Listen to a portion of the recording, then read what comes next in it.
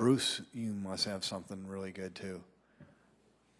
Of course I do. It's Bruce Danielson, and I guess I'm here to entertain you too.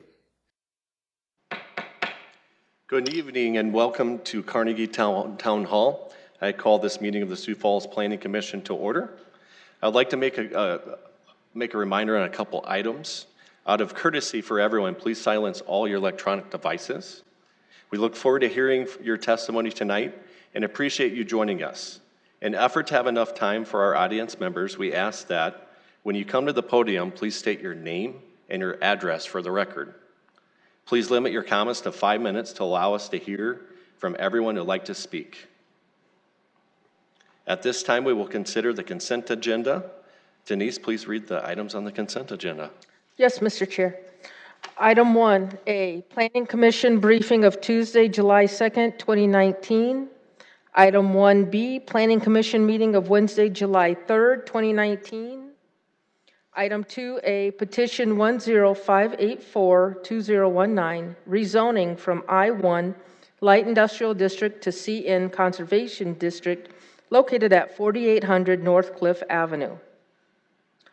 Item 2B, Petition 10585-2019, rezoning from the I-1 Light Industrial District to the CN Conservation District located at 900 East 56th Street North. Item 2C, Petition 10587-2019, rezoning from I-1 Light Industrial District to CN Conservation District located at 4400 North Subert Avenue. Item 2D, Petition 10627-2019, rezoning from RS Single Family Residential Suburban District to RD1 Twin Home Duplex Residential Suburban District located at 1320 North Archer Drive.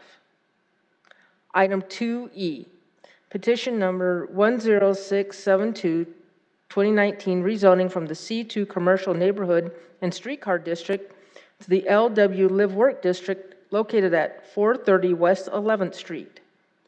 Item 3, consent agenda approval. Thanks, Denise.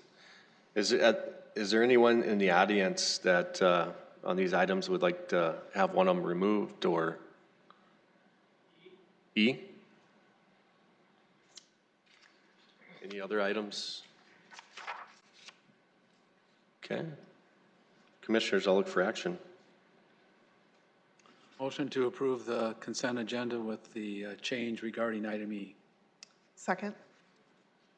We have a motion and a second. Any discussion? All those in favor say aye. Aye. All those opposed, same sign. All right, passes.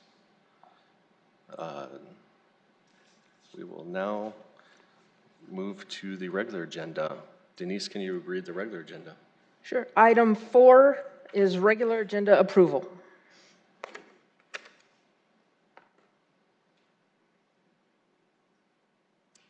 Look for motion. Motion to approve the regular agenda. Second. So we have a motion and a second. Any discussion?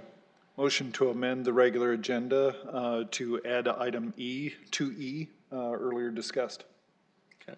Second. So we have a motion and a second. Any discussion on the amendment? All those in favor say aye. Aye. All those opposed, same sign. Now we'll vote on the regular agenda. We have a motion and a second. Any discussion?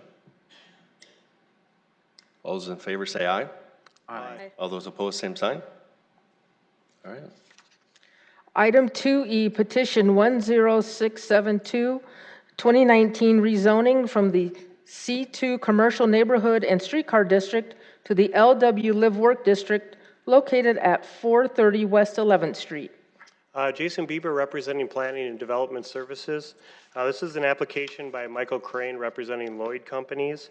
The applicant is proposing to rezone roughly 0.92 acres from the C2 Commercial Neighborhood and Streetcar District to the LW Live Work District to construct a roughly 35-unit apartment building with possibly some offices on the main level.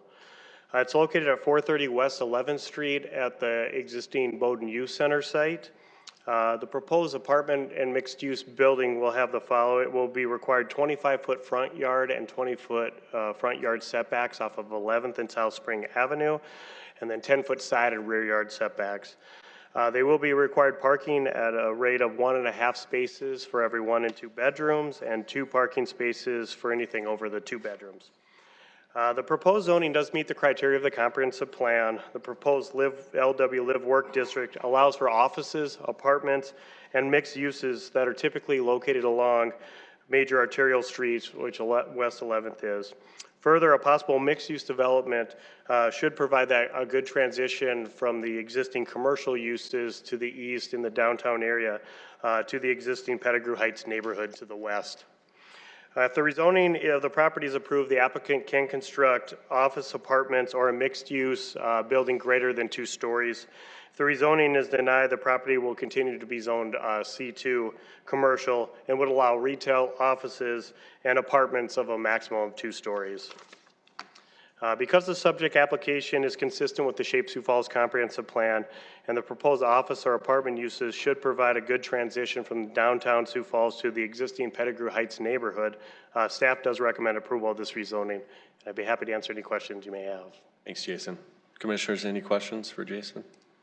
Mr. Chair, Jason, I see part of the parking that's highlighted on the graphic there looks like it's in parcel 2. Could you help to clarify that for us? Yeah, I believe the applicant has worked with the Y to get some of their parking as part of this specific project. So. Okay, very good. Thank you. Thanks, Jason. Is a petitioner here? If you can come up and state your name and address for the record and tell us a little bit about your project. I'm Mike Crane. I'm with the Lloyd Companies. What we're proposing, the zoning would allow commercial, but what we're proposing is strictly an apartment project, 35 units, multifamily, a mix of 1, 2, and 3 bedroom units. It would be an affordable project where pricing our rents will be for people that are 60% of median or down to about 30% of median income. We will, in answer to your question, we have acquired a piece of land to enable us to achieve the adequate number of parking units on site. So it's a project that we're hoping to put together for a spring construction of next year, opening in 2021. Thanks, Mike. Commissioners, any questions for Mike? Thank you. Thank you. Anyone from the audience that'd like to address this item? If you can state your name and address for the record. Good evening, David Heinold, 205 South Menlo Avenue. And thank you for this opportunity. My points for discussion on this evening are, number one, basically, I think I live in the Pettigrew Heights neighborhood, and I've come to enjoy it a lot, and I was one of the past presidents, and one of the things that is a concern to me is that there has been no updated neighborhood action plan. There is basically kind of a inventory or a needs assessment type thing, but that doesn't really identify kind of the opportunities and the challenges the neighborhood would bring about, and we've seen a lot over the years. Especially in the time I've been here in this community. And going along with the updated neighborhood plan would be acceptable public engagement from all neighborhood residents, because as you may be aware, the neighborhood is one of the most populous neighborhoods in the city, and it covers a pretty large area besides Whittier, of course. That's a pretty large neighborhood as well. But my second point on this would be basically is kind of take a step back and slow this down, and need to have a neighborhood block party or a meeting to get everybody out, have some food, invite people, ask them what they think about the existing building that's there that I know has a lot of history, and as well as I think anybody else in the room. Maybe close off the street on Spring Avenue between that block to kind of help draw attention to getting people out, because 10th and 11th Street do pose challenges, and especially with the proposed rezoning, you've got office and retail and other things. I mean, there's vacancies all up and down 10th and 11th Street, so it'll be difficult. I think it's a difficult sell to help to push that because there is such high rates of speed on 10th and 11th Street, and that should factor into a little bit of the decision. And the third thing that I would have is that no approval of any rezonings should be given until these first two items are completed, because I think that those two things should be addressed. And that gives the neighborhood an opportunity to kind of to weigh in on things and figure out what is the best appropriate action for future development, because we are, I think 2 years ago, something like that, I was back before the same body with the loss of Black Sheep, the Grange Avenue Plaza building. That building was falling apart as well. I don't know the condition of the historic Irving School, which was the youth center, and then now it's vacant, and now a new owner has taken ownership. But just some of those concerns that I've brought forth, I'd like to be weighed into the proposed rezoning request. And the other things I'm not against affordable housing, and it's a good project, I think, but I would like to hear, I have a question on just as far as if the applicant has considered working affordable housing into the existing fabric of the building, and if that's even possible. Because there are, all across the country, there's examples of buildings that have been converted into, and this has got gym space, this has got a kitchen, this has got other things, it's got classrooms, and a very unique, ornate building to our community and neighborhood especially, and it kind of adds that vitality as opposed to, and the other things that I kind of wanted to hit on with the particular zoning ordinance as it stands in terms of parking minimums, because we are talking affordable housing. So I think some of the concerns that I have as a citizen, and I walk, I bike, I don't have a car, and I occasionally ride the bus. I don't ride it a whole lot because I like to ride around the community. But there are people that I think that do have those modes of transportation that when you start adding in the cost of a car on the top of an apartment, and it starts to get into things that, and I'm kind of going off on that, but you start getting up into the 30, 40, 50% of your income goes towards transportation and housing, and that is a particular challenge for people, I think. And so maybe even scaling back the number of parking spaces for that and kind of doing a shared parking area, because you can see there's plenty of parking in the area that I think some of the other businesses can co-align with that. So really, I mean, that's all that I have. If you have any questions for me, I'd be glad to answer them. But thank you for your time tonight. Thanks, David. Commissioners, any questions for David? Chair, I have a question for David. I just have a question regarding the neighborhood plan. Whose responsibility is that to update? Is that the neighborhood association, or who does that updated plan?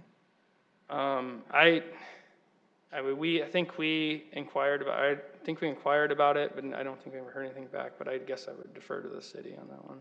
Okay. I'm not sure. Thanks, David. Jason, do you want to? Yeah, about the neighborhood plan, this is an area that our mayor and administration has identified as an area for some additional study to really promote some redevelopment and to really figure out what Pettigrew Heights is all about. Our staff member Adam was actually, I believe, on site today looking at speed along there, and they're really looking at trying to find some ways to slow down speed on these streets with road diets, different things like that. So city departments are working on a whole plan for the Pettigrew Heights neighborhood. That's just not something that they're completely done with. It takes time, and they're trying to figure out a way to spur some redevelopment within this whole neighborhood and with that whole plan. So something that we are working on. It's just a process. Obviously, everybody knows that takes a while to get something that we want to move forward with. So, Okay. Thank you. Mr. Chair? Yep. Jason, could you also answer, is a neighborhood plan such as Mr. Heinhold described a requirement or prerequisite for this kind of a project rezoning? this would not be so. Okay. Okay, thank you. Thanks, Jason. Is there anyone else in the audience that'd like to address this item? If not, I'll look for commission action. Mr. Chair, can I ask Mr. Crane to come back up? Yeah.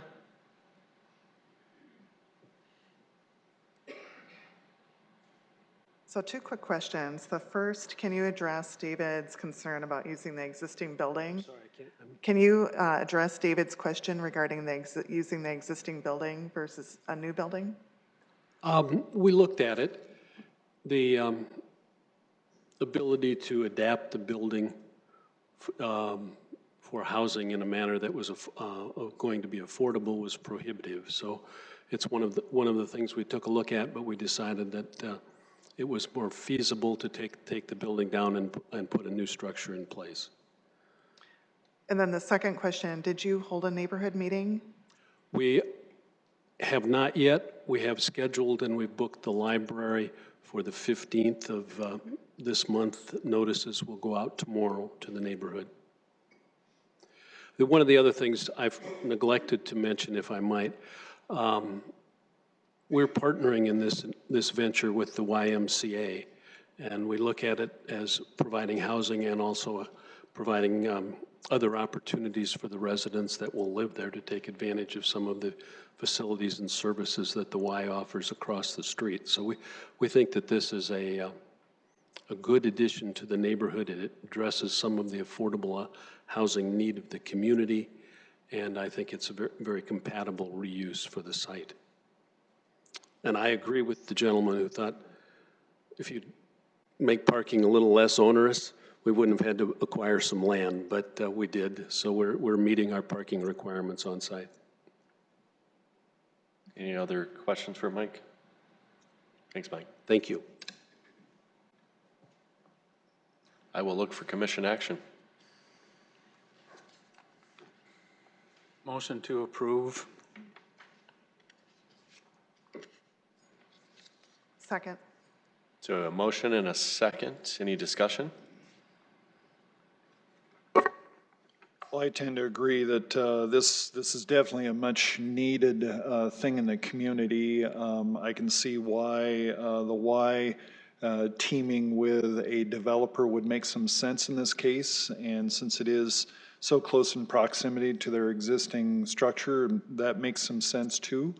You know, when we look at the transition between going from a commercial district to live-work, the requirements and the allowances are fairly similar in a lot of ways, and so I think that even with the existing zoning, they could do the bulk of what they're already talking about.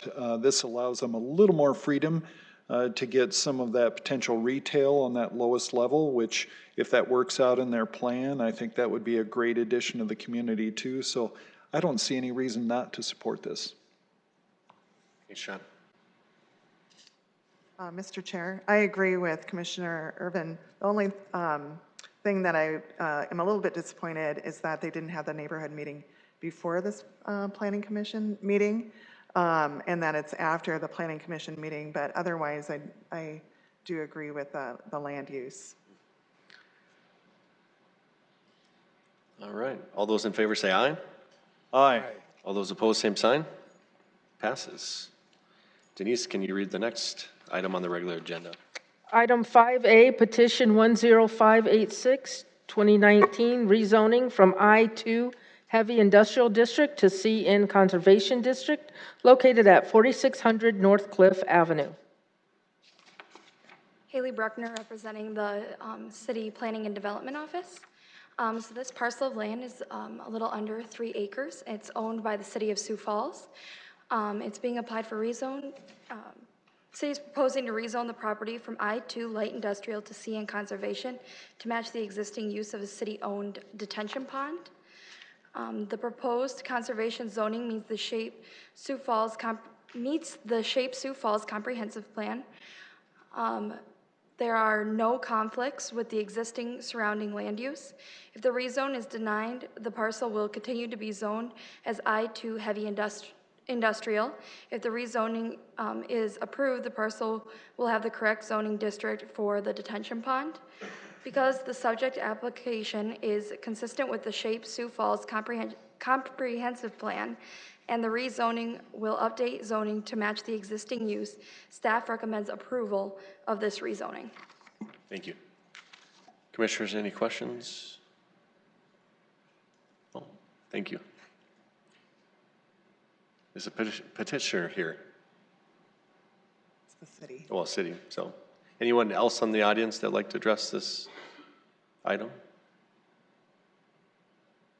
Look for commission action. I move to approve 5A. Second. So we have a motion and a second. Any discussion? All right, all those in favor say aye. Aye. All those opposed, same sign.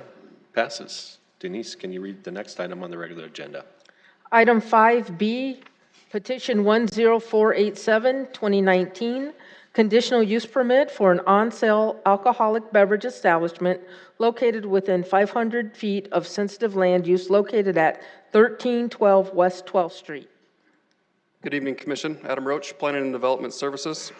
Item 5B is a conditional use permit for an on-sale alcohol beverage establishment within 500 feet of a sensitive land use. The applicant is Del Dockler. The West 12th Street is a commercial corridor with numerous other alcoholic beverage establishments in the area. Staff has fielded several calls from adjacent residential property owners with concerns for the proposed on-sale alcoholic beverage establishment. These owners with concerns were relayed to the applicant, and staff strongly suggested to hold a neighborhood meeting. A neighborhood meeting was held on July 31st, 2019.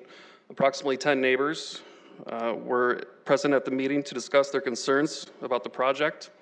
Neighbors feel there is an undue saturation of alcohol establishments along this corridor and within the vicinity of the site.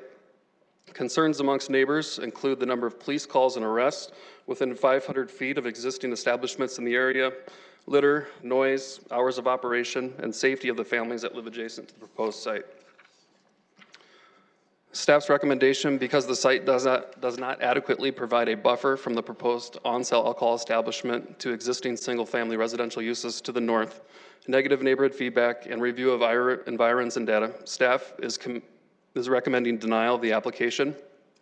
The applicant is seeking a deferral today, which staff are not opposed to, but neighbors, some who are here present tonight, want this public hearing to proceed.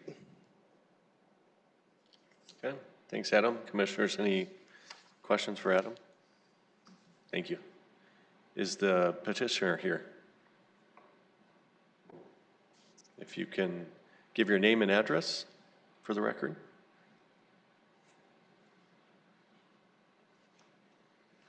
Commission, if you'd allow me to speak on behalf of Dale Dockler. Thank you. I forget I'm short.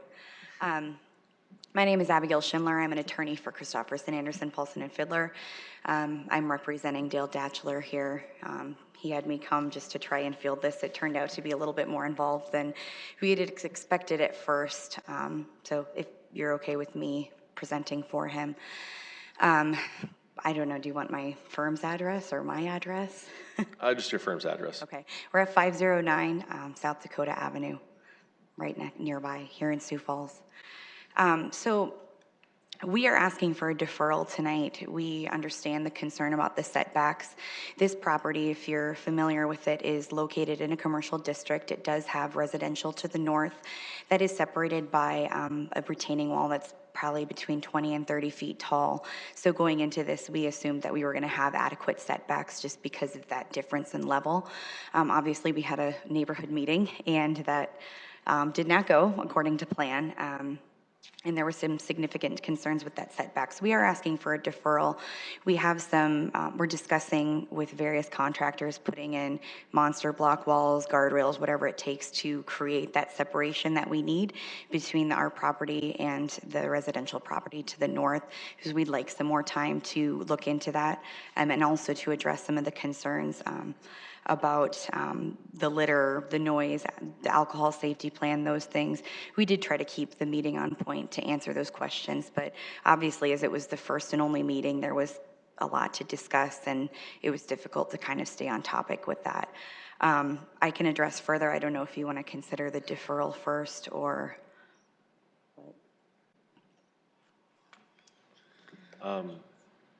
We'll look to, what we'll do is we'll more than likely go through the whole process, and at the end, we'll decide that Sure. which way we want to go. Okay, so just to kind of discuss, I guess, to get into this, when we began this whole process of applying for the permit, we didn't foresee that there really would be any issues here. This was Bob's Chicken for many, many years. This building has been located where it's at for decades. It's located on 12th Street, which is the major arterial road. It's in a commercial district, and like I said, separated from the neighborhood behind by a 30-foot retaining wall, as well as no access to the neighborhood from the location. So even looking at the initial Planning Commission staff report, we didn't think there was a problem. Essentially what the plans are for the building is we're going to keep the existing building there. It's going to be converted into a small video lottery establishment with 10 or fewer machines. Essentially looking at the building, it had been vacant for 3 or 4 years. It wasn't in great shape, and the cost of rehabilitating it or tearing it down to be anything different was pretty prohibitive. And so looking at the list of things that could be done with this building, this was kind of determined to be, other than a bar, to be one of the best uses for it. So went through the process, and working with Dale throughout all of this, he's been very open to neighborhood concerns. And again, like I said, we're willing to address anything that has to do with hardening the setback, making sure there's a wall there that can withstand, you know, a car, anything like that. We're totally open to that. And so we didn't really, obviously at the last meeting, we had this deferred because we were going to have a meeting. We did have that. Unfortunately, that was not particularly productive. There were about 10 people there. I would say, I think 6 of them were actually neighbors. There were a few that had come because the meeting was put out there on social media. And there were a lot of feelings. Mostly the discussion centered around casinos, video lottery, the morality of gambling, and whether we need another gambling establishment in Sioux Falls. Now, the problem that we have with this is that the city of Sioux Falls can't really say how many casinos can be here. There was an ordinance 6080 section 6 that attempted to limit it to have a saturation, and that actually went to the Supreme Court, and basically they said you can't do that. So obviously all of the flyers that I have from the neighbors, a lot of the concerns dealt with the fact that they don't want a casino, and pretty much kind of center around that. It's not so much, that's what we have heard anyway, unless there's something else. So basically, we believe that that neighborhood meeting, which did not go well, had a large effect on the Planning Commission, ultimately resulting in the denial. And that meeting focused largely on the density of video lottery establishments and the neighbors not liking the density in the neighborhood. We believe that this is the wrong forum to challenge the number of video lottery casinos that can be in Sioux Falls, that needs to be determined by the state, that it's trying to kind of do an end run around state law. So we believe that if a conditional use permit for the sale of alcohol would be approved for any other type of establishment, that it should be approved for a casino. Now, as I spoke about the setbacks, we are happy to address those, to do whatever it takes to have another neighborhood meeting, if that's what it takes to ensure that there is some type of plan that is in place that adequately addresses those security barriers.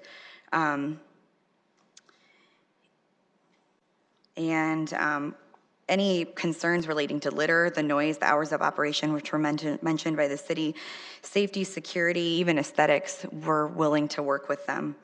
Right now, the building is vacant. If it's not rezoned, it probably will remain vacant. There's just really not a lot that we can do with the building, and a vacant building is probably more of a danger for criminal activity than a building that's been secured and has cameras and has lighting. So we're hoping that the commission will approve today. So, and I would note that in the report, the compatibility report, the only thing that was below a 4 was the neighborhood to the north. And again, I think that retaining wall is a pretty good barrier. I mean, you can run across a green space. You're not going to jump that building or that wall and be able to continue running. So for all those reasons, we would ask that either we get deferral, that's our first choice, so we can look into this a little bit more, that we can look into how we can, maybe address some of the concerns that are still there. Otherwise, we would ask for approval. Thank you. Any questions for Abigail? Thank you. Is there anyone from the audience that would like to address this item? Can you come up and state your name and address for the record?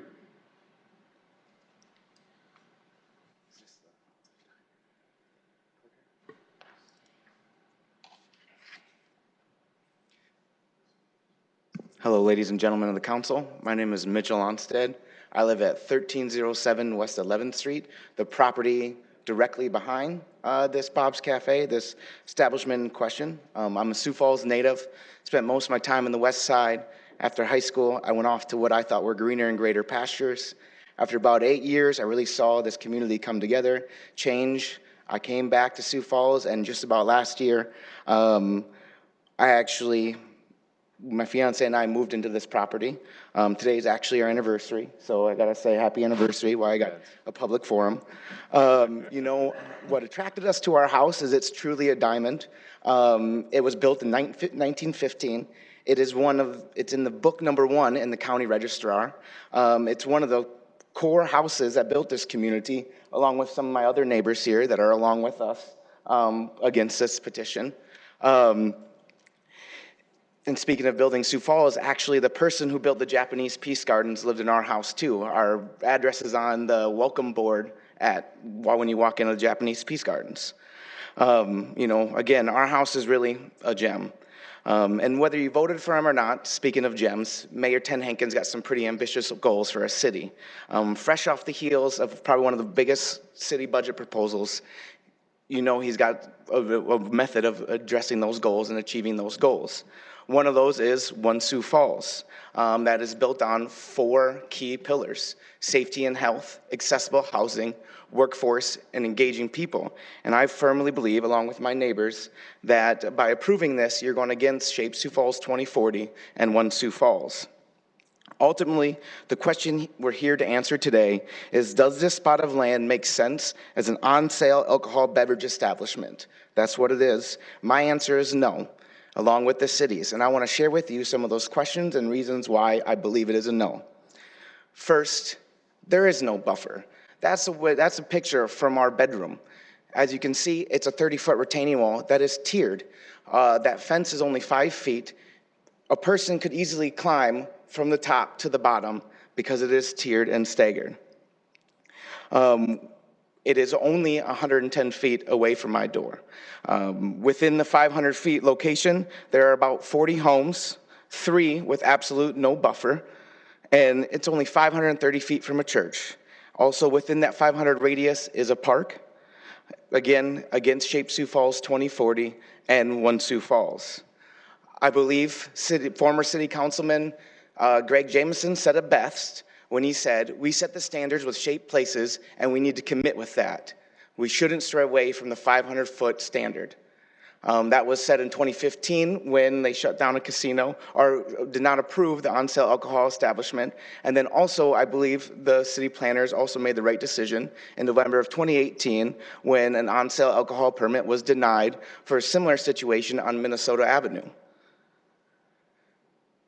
Kind of going into the oversaturation, it has been mentioned of the oversaturation within this neighborhood.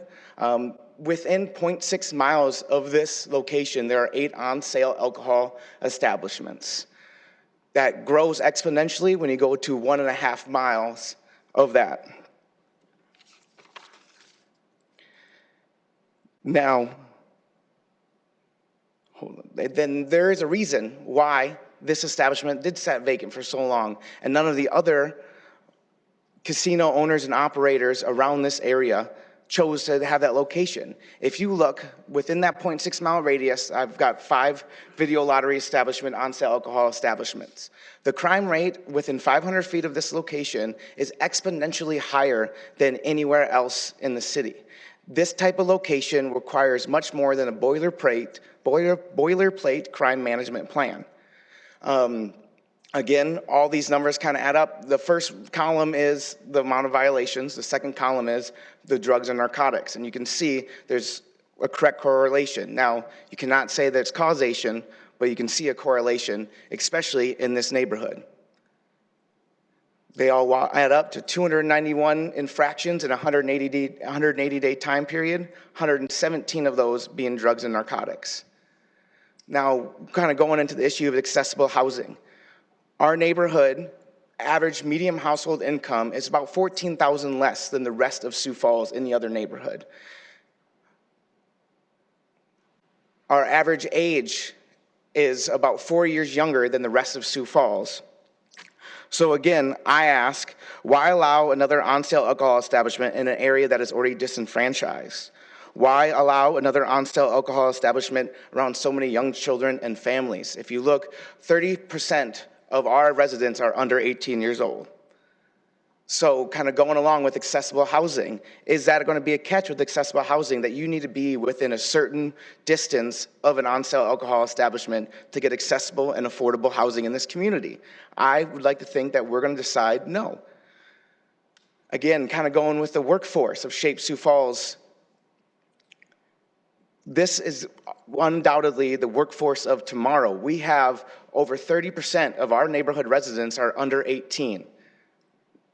I mean, you know, do we really want to send them a message that businesses can come in here and put these places, whether or not, and go against these Shape places and One Sioux Falls way, especially under Ted Hankins' leadership? Now, kind of going with the last point of engagement. I mean, we have several people from the community in the neighborhood here for this. I've got a petition signed by about 21 residents, many of them within that 500, I'll hold on to it, many of them within that 500 distance. You know, I asked our neighborhood, our community, our planning commission, what can we do to encourage better businesses, ones that will add value to this neighborhood, to come to this location? What programs and initiatives can we do? That strip mall on 12th Street has been vacant since I was in high school. I remember it being built. What can we do to get businesses in there and really drive that home? I mean, we have a focus of downtown, and that's been the big focus, but you can see east and west of downtown are reeling with the Whittier district and now our district, and you saw the crime rates.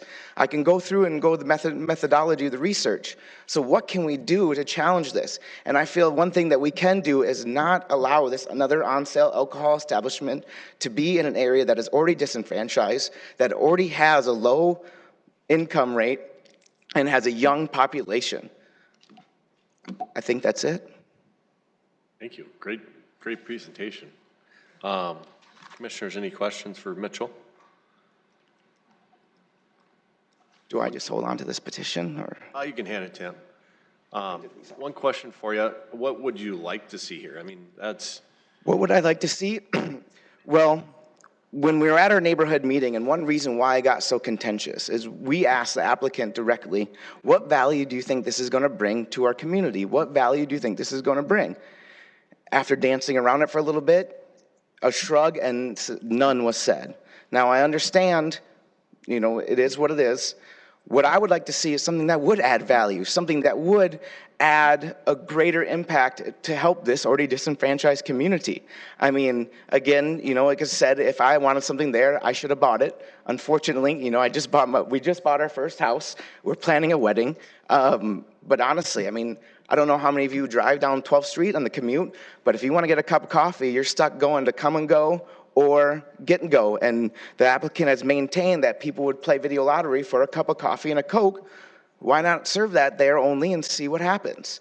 Again, I could name off of a bunch of lists. Some of them, again, when I first was introduced to the applicant, right when he bought this, he led me down a path where he named half a dozen to a dozen other businesses, such as one of them being a hot dog stand, a bride shop. You know, all of them I was for. And initially on that first conversation, in that first meeting, I expressed right away, the worst case scenario you can do with this property is put an on-sale alcohol casino here.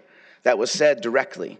And I was told, he doesn't like drunks, and I was okay. And basically led away from that idea. And the very next day, I get invited to your guys' lovely place of work to the conditional use hearing. Now, I really think it should be heard and voted on today. It was already delayed in the July 3rd meeting. You know, we need a decision, and we need to know about the future of our neighborhood and community. Thank you. Any questions for Mitchell? Thank you. Appreciate your thought. Anyone else in the audience that'd like to address this item? If you want to come up and state your name and address for the record. I'm Jolynn Peterson, and I'm at 411 South Jefferson Avenue. I am in the outskirts of this particular neighborhood, but I am the co-coordinator to the Garfield area neighborhood, who we also, as you've seen on the map, have several establishments, alcohol-related establishments on the outskirts of our neighborhood. Speaking from within our neighborhood, we have had 2 murders. We have had multiple police calls made to our neighborhood, and these are not people in our neighborhood doing these murders. These are not people that are living within our neighborhood that are doing these crimes on our families. These are people coming from those alcohol establishments and from those types of communities outside of our community. And they're coming into our community and they're affecting our community. They're taking our members and our families and they're murdering them. And so to say that it has to do with the casino is not correct. Gambling here, that's here nor there, but as you look at the drugs and alcohol arrests in those areas, that's the problem. It has to do with the people that attracts to those casinos. It's Lucky Lady, it's all of those establishments and who goes into those establishments. Those people leave that establishment. They may not jump that big rock wall, but by golly, they're gonna walk into our neighborhoods. And we all have cameras in our neighborhoods now because of the murders that we've had in our neighborhoods, and it's been within the last 10 years. So please please take this off the agenda. When he first spoke of this and said, way back when he bought the property, he did say he was gonna have it as a restaurant or something to that effect. A casino wasn't in the mix. So I ask that you look at this and you deny the casino and the alcohol into that neighborhood. Thank you. Any questions, commissioners? Thank you. Anyone else in the audience that'd like to address this item? Come up and state your name and address for the record. My name is Brenda DeGraw. I'm at 413 South Lake Place. I have been a resident of Sioux Falls for about 25 years now, and until I moved to the location that I'm at Lake Place, I had not experienced the crime that I have since I've moved there for the past 5 years. And that makes me sad. And knowing that another establishment is going to come into, or could come in, to my community and possibly bring even more crime closer to my home, because I'm at a location where people they have to go around, because I'm at the dead end that's blocked off by that strip mall. They don't go around. They hop the fence. They go through my backyard, my alley that is not accessible. It's not an open alley. They have to climb fences. I sit on my front patio in the evenings and I hear arguments from nights in. And it makes me sad with the prospect of having more of that in my neighborhood. There are kids in my neighborhood that I am so concerned about because of all the drugs that are happening in the park right next door to me. You bring another alcohol establishment in, what's that going to do? Now, I would be okay with this if during that neighborhood meeting, he had a plan for this. The only thing that we heard during that neighborhood meeting was our employees are going to be trained with TAMs. I myself personally, I don't know what that is. I hope it's something that it's a good program for employees, but he had no plan. If nothing else, I would ask from you folks that he have something more established than what he was able to provide to us during that neighborhood meeting. Thank you. Thank you. Any questions, commissioners? Thank you. Anyone else in the audience that'd like to address this item? If you'd state your name and address for the record. Pam Sabo, I live at 300 Southwest Avenue. We've lived in that home in third generation, so we've been in there since like 1920. So we've seen a lot of changes. If my mother was here, she said, I used to be a car hop for Bob's Cafe, which is true. The other two concerns I have, one, you know, they mentioned the cameras and the lighting. Between the car lot there and the car dealership, we are inundated with cameras and lights, and we have used their cameras to solve several crimes in our area.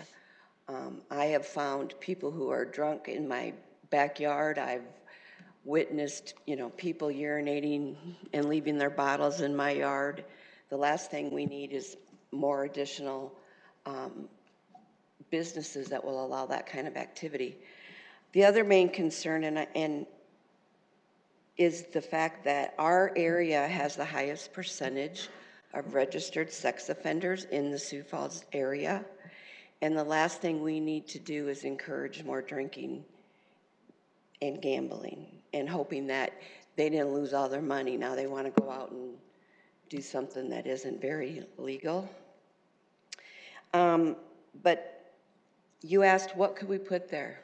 And I know Mitch brought it up. You don't see a coffee shop like a Scooters. A Scooters would be a perfect thing to put there. People don't go in there and sit, they just drive through. You know, Bob's is a small place, but a Scooter coffee shop would be an excellent location there because there is not a Starbucks, there's nothing. Ever since Black Sheep closed, you get your coffee either at a convenience store or McDonald's or Burger King. So there are additional options other than a casino and alcoholic beverages to be served. That's all. Thank you. Any questions for Pam? Thanks, Pam. Anyone else from the audience?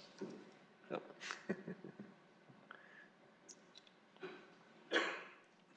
State your name and address for the record. My name is Ellen Healy. I live at 229 South Euclid Avenue, not very far from this. We have been a part of Neighborhood Watch number 8. Years ago, we were very, very strong, and we got the neighborhood cleaned up a lot. As far as the notification, I don't have social media connections, so I was not notified about the public hearing. The alcoholism, the trash, the vandalism in our neighborhood, there's running through our yards. We've been trying to keep it clean. We have one neighbor, it's kind of his project to go around and pick up. The traffic, the speeding on 11th Street, even though there's a dip 1 block west of West, so it'll be on Lake, doesn't slow them down. And that's through the nights. There's a car place on West and 12th. They use 11th Street for a lot of their parking. Sometimes it's very difficult to get through there, one car. There used to be 2 elementaries, Lincoln and then the one on the other side of 12th Street. Cannot remember the name right now. They're gone. This is a young neighborhood with a lot of young kids. Nobody's thought to bring an elementary school back in. So these kids have to walk or get bused. It's a young neighborhood, a lot of young children. We need to protect it. One lady mentioned a daycare, so I'll mention it for her. We're just asking, no, we don't need any more alcoholism. We don't need any more people sleeping in our yards, trashing our yards, taking our stuff, destroying vehicles. That's happened a lot. A lot of crime.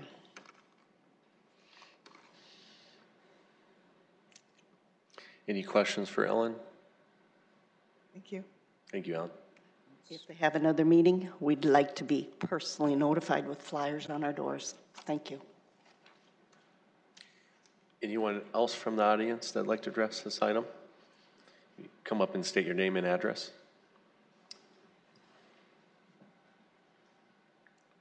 Hello. I am June Copperfield, Mitchell Unstead's fiance. I live at 1307 West 11th Street. And I would just also like to state that we do not, we believe in Dale's right to open a casino. We just believe that it needs to happen in a more appropriate location. You know, we are 30 feet below the proposed casino location.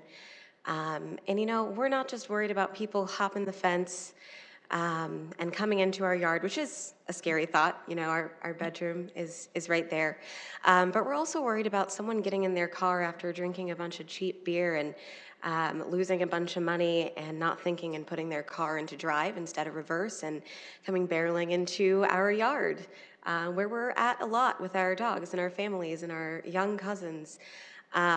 We just think that it's a really inappropriate location for such a business. If Dale were to make this building 20% larger, or if he were to construct a new building on this property, current zoning laws would not allow for him to put a casino in it because it's within 500 feet of residential areas.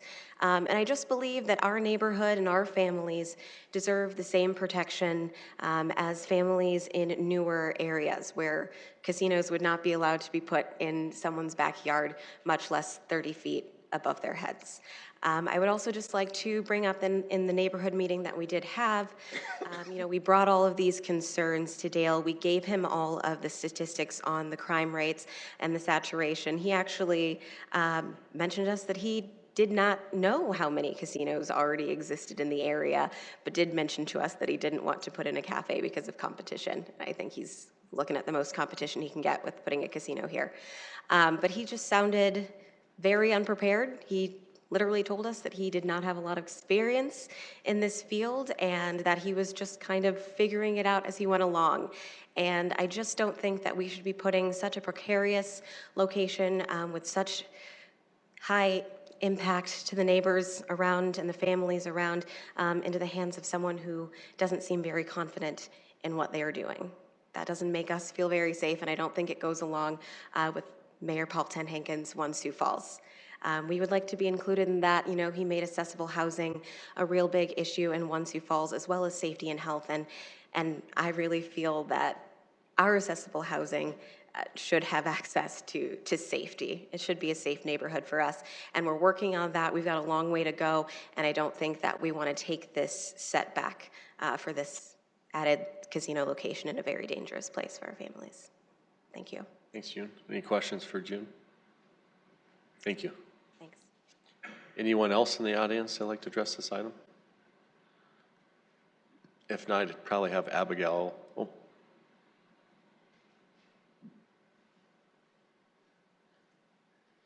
You state your name and address for the record. My name is John Sweets. I live at 901 South Van Epps Avenue. Just looking at this holistically and generally, I don't necessarily believe it prudent to make decisions based on irrelevant facts. Not that I feel as if any of the facts necessarily are irrelevant, but trying to get to the point. It is an older building. I think everybody knows that. What you do with this building is extremely limited based on its size, based on the lot size. So you're very, very limited on what you can do with it. Now, we've heard, you know, very strongly, we'd like it to be this, we'd like it to be this, we'd like it to be this, and for instance, a daycare and or a coffee shop. And, you know, it's nice for somebody to have a plan for something, but then for somebody to actually do those plans and pay for those things are completely separate facts. You know, there's things I'd like to do in this city, but I can't afford that block. And it's not that I can't afford it, it's just that's not my, you know, the plan that I'm taking with that. So I don't necessarily feel, and we look at it, that we should essentially allow somebody's preference to determine what should or should not become to the building. So then I look at some of the facts that are in place.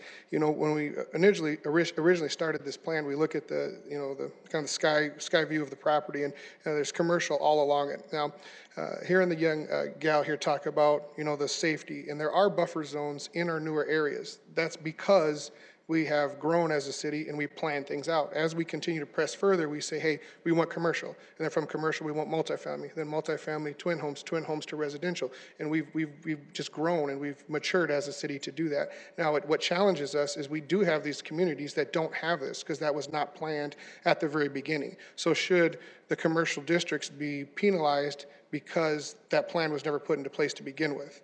And that really then now starts limiting what you can do in the commercial versus some of the newer areas where it's very, very established what you can and cannot do. You don't have the issue of being next to the residential. So it is a struggle, I understand that. But know that it is something that does need to be considered. Additionally, we're talking about, I think you said within 0.6 miles, we've got eight establishments. I'm not discrediting that fact. I'm not saying it's not true, but then again, the relevant fact says this: we cannot determine how many. We can't say that we do not want this because there's 6 here. We can't say we don't want it because there's 10 here. The fact is, can we do it or not do it? And it's not based on how many are in the location. So I don't want to discredit this fact, but I do want to point out the fact that we do not necessarily have the ability to say we do not want one based on how many are in the area within the vicinity. The other thing that I think is somewhat, I don't know, off topic is considering the neighborhood disenfranchised. It's not the fault of the business owner. It's not the fault of the landowner that it is that way. That was that way prior to him purchasing it, and I guarantee it'll probably be that way long before. Not that people are not fighting that to try to change that, but to penalize somebody because of the establishment of this neighborhood. It was not his doing that made it that way. It was not anybody's doing that made it necessarily that way. And I guarantee that these, one establishment here being better, greater or not, is not going to change those facts, but a strong plan for the community in general is what's going to change it, which in my opinion would include things like new buildings. I'm very well with Mr. Mitchell. He's talking about this, the strip mall that was across the street, and the strip mall has been vacant since I was a young kid. And why is it? Why is it that it's that way? Now we've got a business owner here who's interested in really cleaning up a place and putting something here of value that will bring a lot more taxes and more things into the community there that we can potentially do some more things with. But if we continue to fight this, we're going to continue to essentially have vacant buildings. I mean, that is a brand spanking new building that a strip mall across the street that has never, ever been finished and nobody's ever put into it. If we continue to just deny everything that's going to come in that area, it's going to continue to just become a brownfield and get worse and worse as time goes on and have the vacant property issues. So, thank you. Thanks, John. Any questions for John? Thank you. Thanks. Anyone else in the audience? Otherwise, we'll have probably Abigail. Oh, yep. And state your name and address for the record. My name is Paul Dimester. I live at 3608 East Windcrest Circle. I own a business at 2501 West 10th Street. And they talk about the taxes and stuff. A lot of casinos give the beer away. And when they do that, they pay their sales tax on the 83 cents on that beer that they paid for themselves. Now, when I pay my sales tax, I pay my sales tax on $2.50 or $3.50, whatever time of the day it is spent. My sales tax bill is $2,500 a month. Okay, I pay my fair share. These casinos that give it away, $50, $100, because they just pay on their inventory what they do, what they give away. And I just don't think that's they pay their fair share. And as far as safety goes, the TAMP, that will never teach you to deal with the people that come in. Some of you are familiar where my bar's at. I'm in the hood. It was a rough bar. What I used to have hang out in front of my place, I'm sorry, hangs out in front of Lucky Ladies now. I spent a lot of energy to run that off and to change my place around. I've changed the neighborhood around and made it better. And if you notice that list up there that you had of the bars and the police calls to them, thank you. I was not on it because I don't have them. I don't tolerate that down on my end of the street. So if he's gonna do it, he needs to have a good security plan, and he's gotta have the people that are gonna police the people, especially when you have nights in across the street. That is a large crime area, just that alone. That's all I have. Thank you. Thank you, Paul. Any questions for Paul? Thank you. Anyone else from the audience? Abigail, you want to come up and?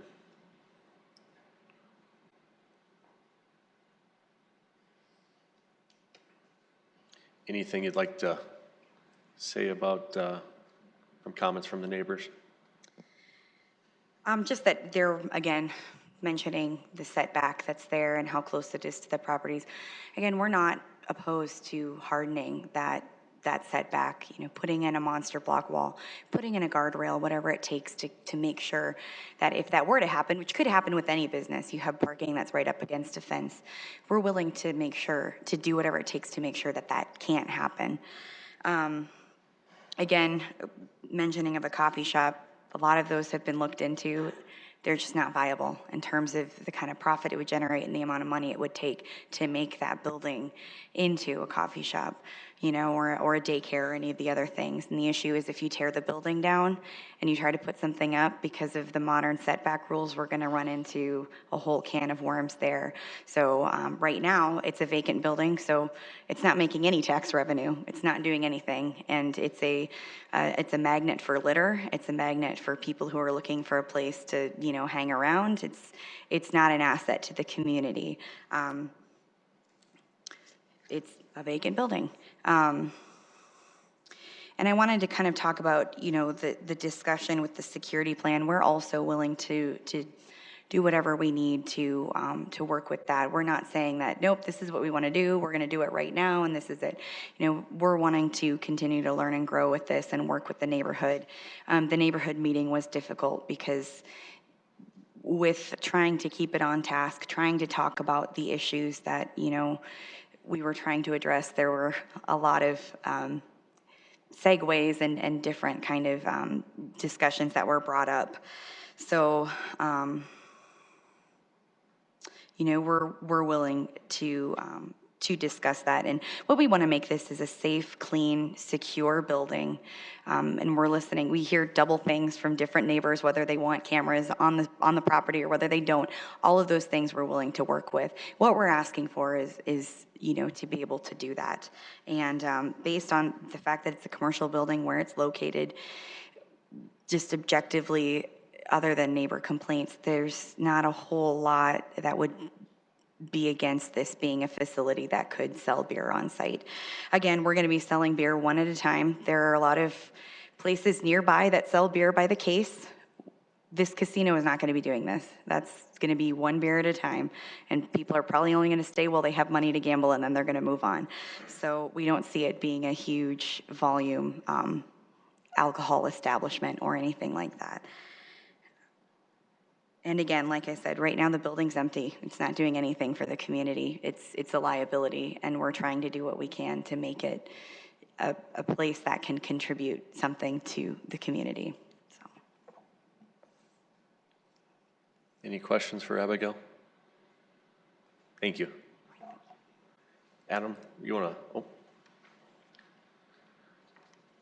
One question I have for you is, so it looks like the biggest reason why you guys were given denial was that it wasn't meeting the buffer yard. So if they were to do the concrete blocks, is that going to meet the buffer yard requirements? It would not meet our current buffer yard requirements, but it would provide a screening. Okay. Okay, that's all I had. Any other questions for Adam? Thank you. You want to state your name and address for the record? I'm Dale Dockler. I live at 107 Deerview in T, South Dakota. And I've kind of listened to the neighbors, and I'm willing to work with them. I wish they were willing to work with me. I've listened to their concerns. I've come up with plans. As far as experience in a casino, I have none. My daughter will run this one like she runs the one in Brandon. She has 18 years of experience. When you don't have the experience, you hire someone that does. And my daughter has that experience. Basically, this building, if it gets denied, we'll be back in 6 months. I'm not so sure it'll be the same story. We've had a chunk of concrete where somebody has tried to break into the window. I've got that boarded up now. Since all the advertising, My trash has become, this is just from today. I used to pick it up. After today, I thought, there's just no sense. It just keeps coming. If we were open, we would be picking up the trash every single day. Cigarette butts to paper, everything. I have pictures of a plan of a brand new building. Bob's Cafe is no longer, it will never be Bob's again. The building is in really tough shape. We want to make it new for the community, and it will become new. I think everybody here realizes if we were open today, a month later, the neighbors aren't going to care because they're going to realize that, you know what, the things that they're afraid of don't happen. There's crime around casinos, but not from the casinos, not from the casino, according to the Sioux Falls Police Department, the two officers that I talked to. They say Nights Inn and apartment houses is where they get their drug and their, that's where they get the problem mainly. As far as I was accused of, I'll let people walk out with beer and sell it to kids. We had an African market right next door that sold off sale, you know, or get and go or whatever, come and go. They all sell beer. You don't go out with one beer and sell it to a kid. You go out with 6-packs. So let's try and close them down. I mean, the fears that they're looking at, I don't think they have any basis. I mean, you know, I'm willing to put up cameras. I've even accused of putting up cameras so I can shine it in their neighbor's bedroom windows. I mean, that's ridiculous. I'm sorry, I shouldn't do this, but you know, I've had 10 businesses in my life. I've basically been self-employed my whole life, and I'll be honest with you, I've never had anything like this. Nothing. So this is new grounds for me with the complaints. I built 200 storage units right off of Russell and I-29. Half the neighbors rented from us. I mean, if you go by there, it's a nice, clean place, and that's what this place should be. I mean, sorry, it's not Bob's. It won't be Bob's again. Thank you for your time. Any questions for Dale? Thank you, Dale. Thank you. Commissioners, this is a tough one. I will look for some action so we at least can have some discussion.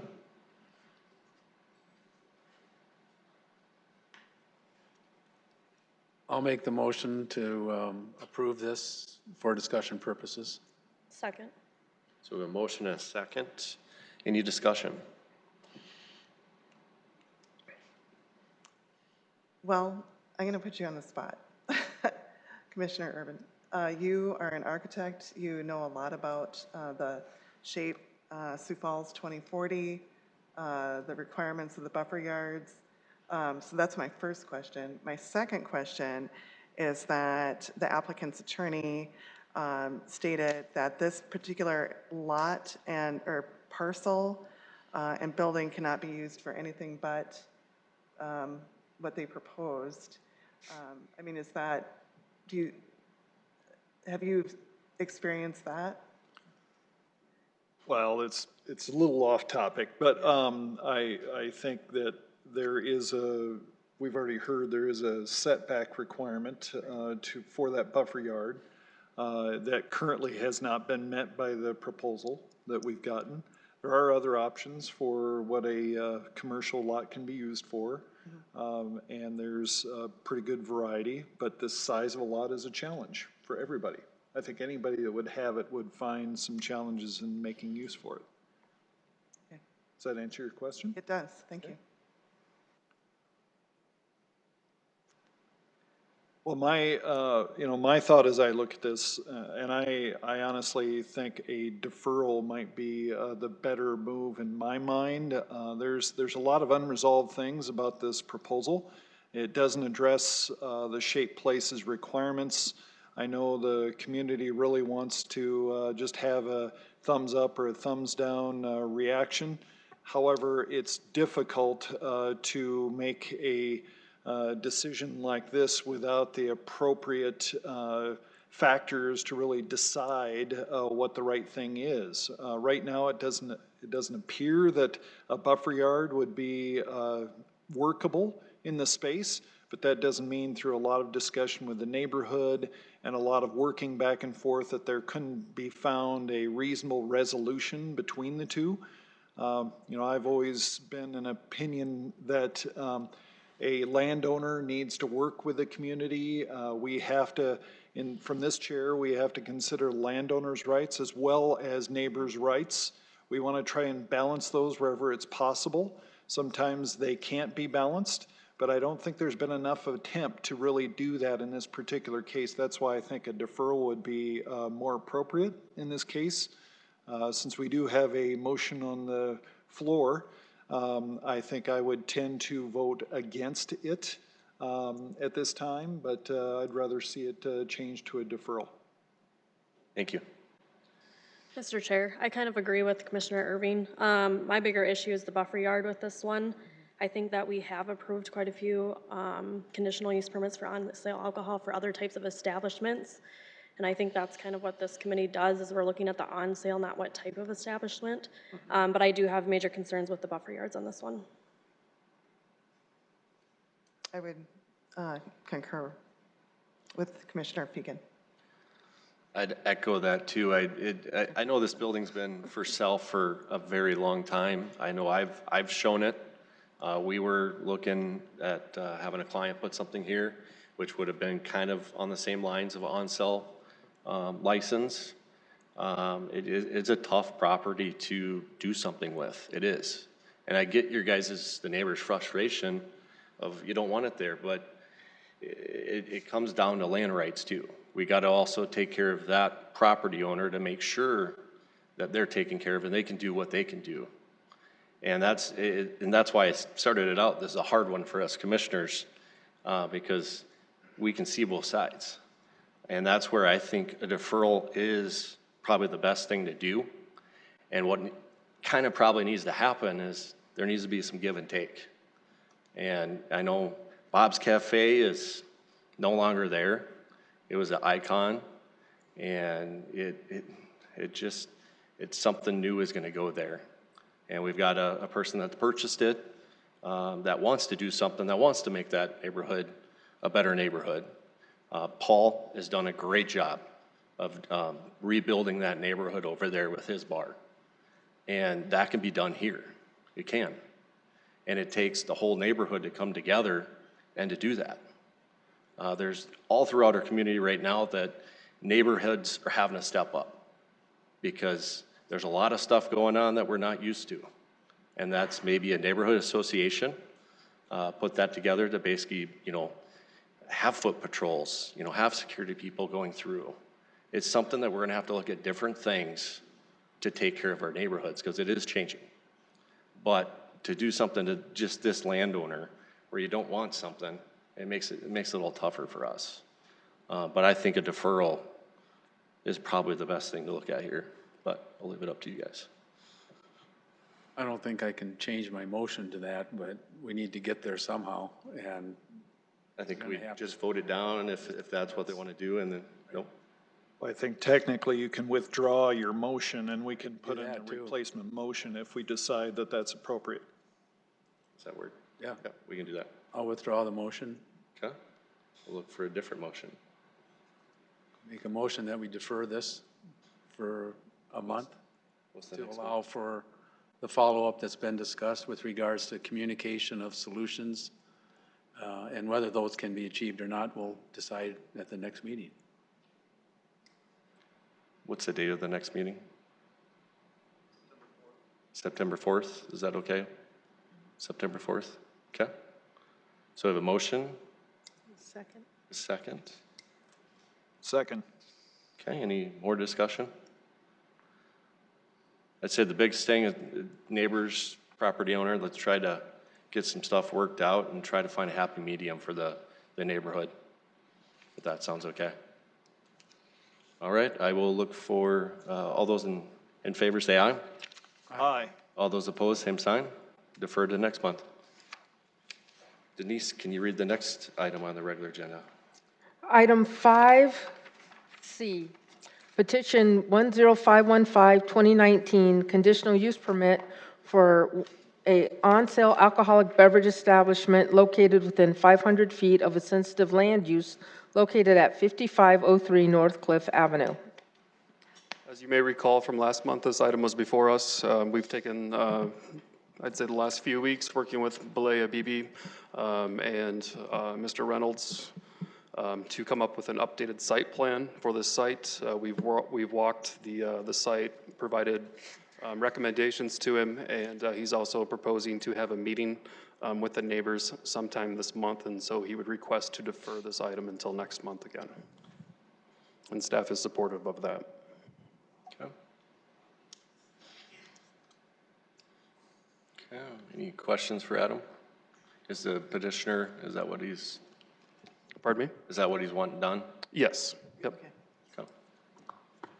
Anyone from the audience here to address this item? Okay, I'll look for commission action.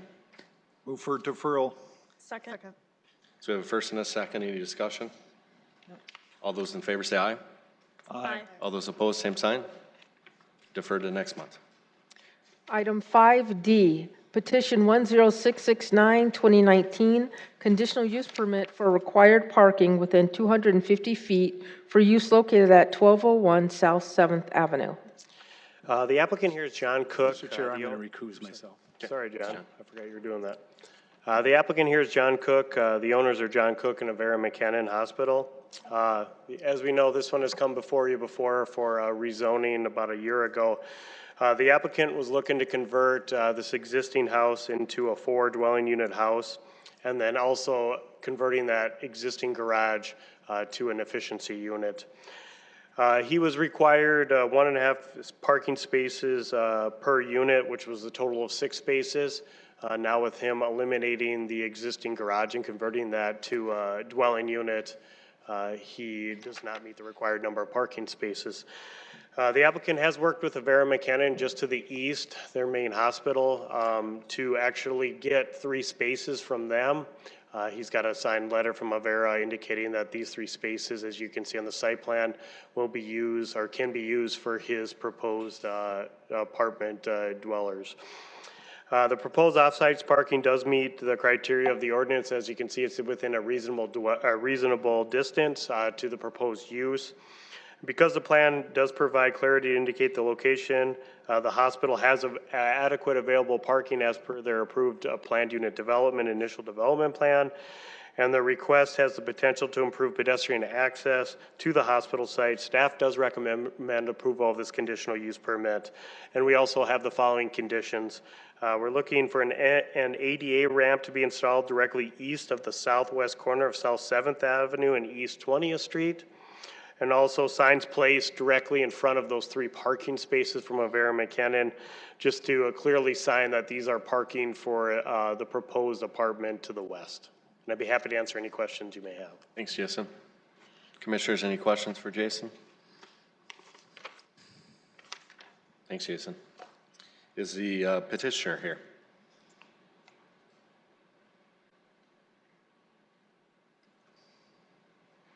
He was here.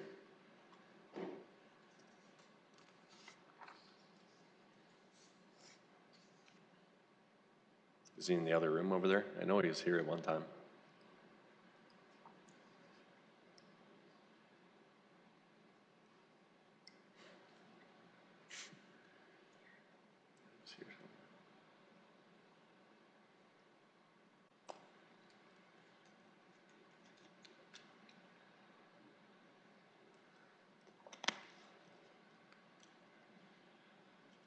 No.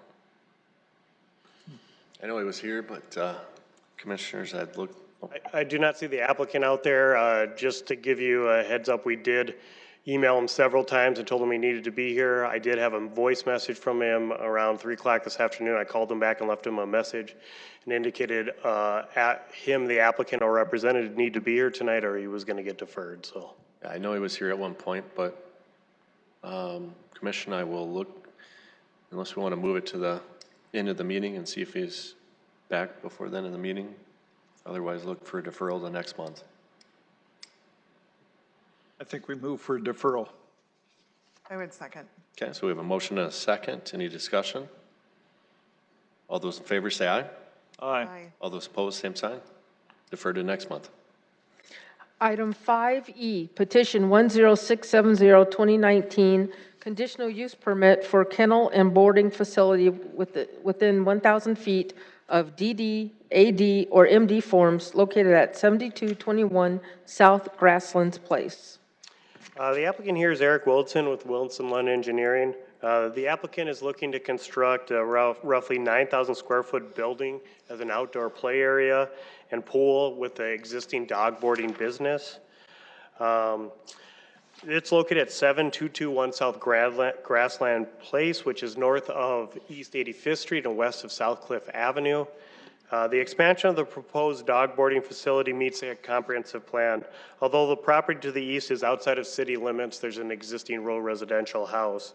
The existing outdoor play area and pool is directed away from this property. The distance from the building wall to the property line to the east is approximately 700 feet. The applicant therefore is addressing the noise issue by having the dogs kenneled. Plus, but when outside on an existing adjacent property to the north, they will be behind the building plus the site's existing landscaping. I know the previous request for this did have a lot of neighborhood opposition to from the subdivision to the southwest. We have not heard any concerns from anyone that lives in that existing neighborhood with this application. Because the application has provided clarity to indicate the location, nature, and extent of the work proposed, staff does recommend approval of this conditional use permit. And I know there was a question that came up at our briefing about the previous condition placed on the existing dog boarding facility. So I have this was the condition added at the May 3rd, 2017 Planning Commission meeting, that dogs were not allowed to be outside the building between the hours of 9 p.m. and 6 a.m. So I'd be happy to answer any questions you may have. Thanks, Jason. Commissioners, any questions for Jason? Thanks for answering that. No, thank you. Thank you. Is the applicant here? State your name and address for the record. I'm Joel Engel, 5735 East 41st Street, substituting for Eric Wilson on behalf of the owner and petitioner. I'd be happy to address any questions that you have. The only comment that I might add, I think the reason that we haven't heard any comments from the surrounding neighborhood is that Janine's running a very successful business here, and most of the neighborhood, or a lot of the neighborhoods, happen to be clients now. So this has been a great convenience, been a great success, and with that, I'd be happy to answer any questions. Are you okay with the condition or no dogs in between? Okay. Yeah, it's a duplicate of what's on the existing business, so that'd be fine. Yeah. Mr. Chair, can you address the construction materials for the building? The construction of the building, essentially, it's a mirror image of the existing building. It's a wood frame with masonry and ephes veneers. Does that answer your question adequately? Okay. Any other questions for Joel? Thanks, Joel. Thank you. Thanks. Anyone else from the audience that'd like to address this item? If not, I'll look for commission action. Move for approval. Second. So we have a motion and a second. Any discussion? Do we want to add the condition? Yeah, that's what I was going to ask. Should we add the condition? Yep.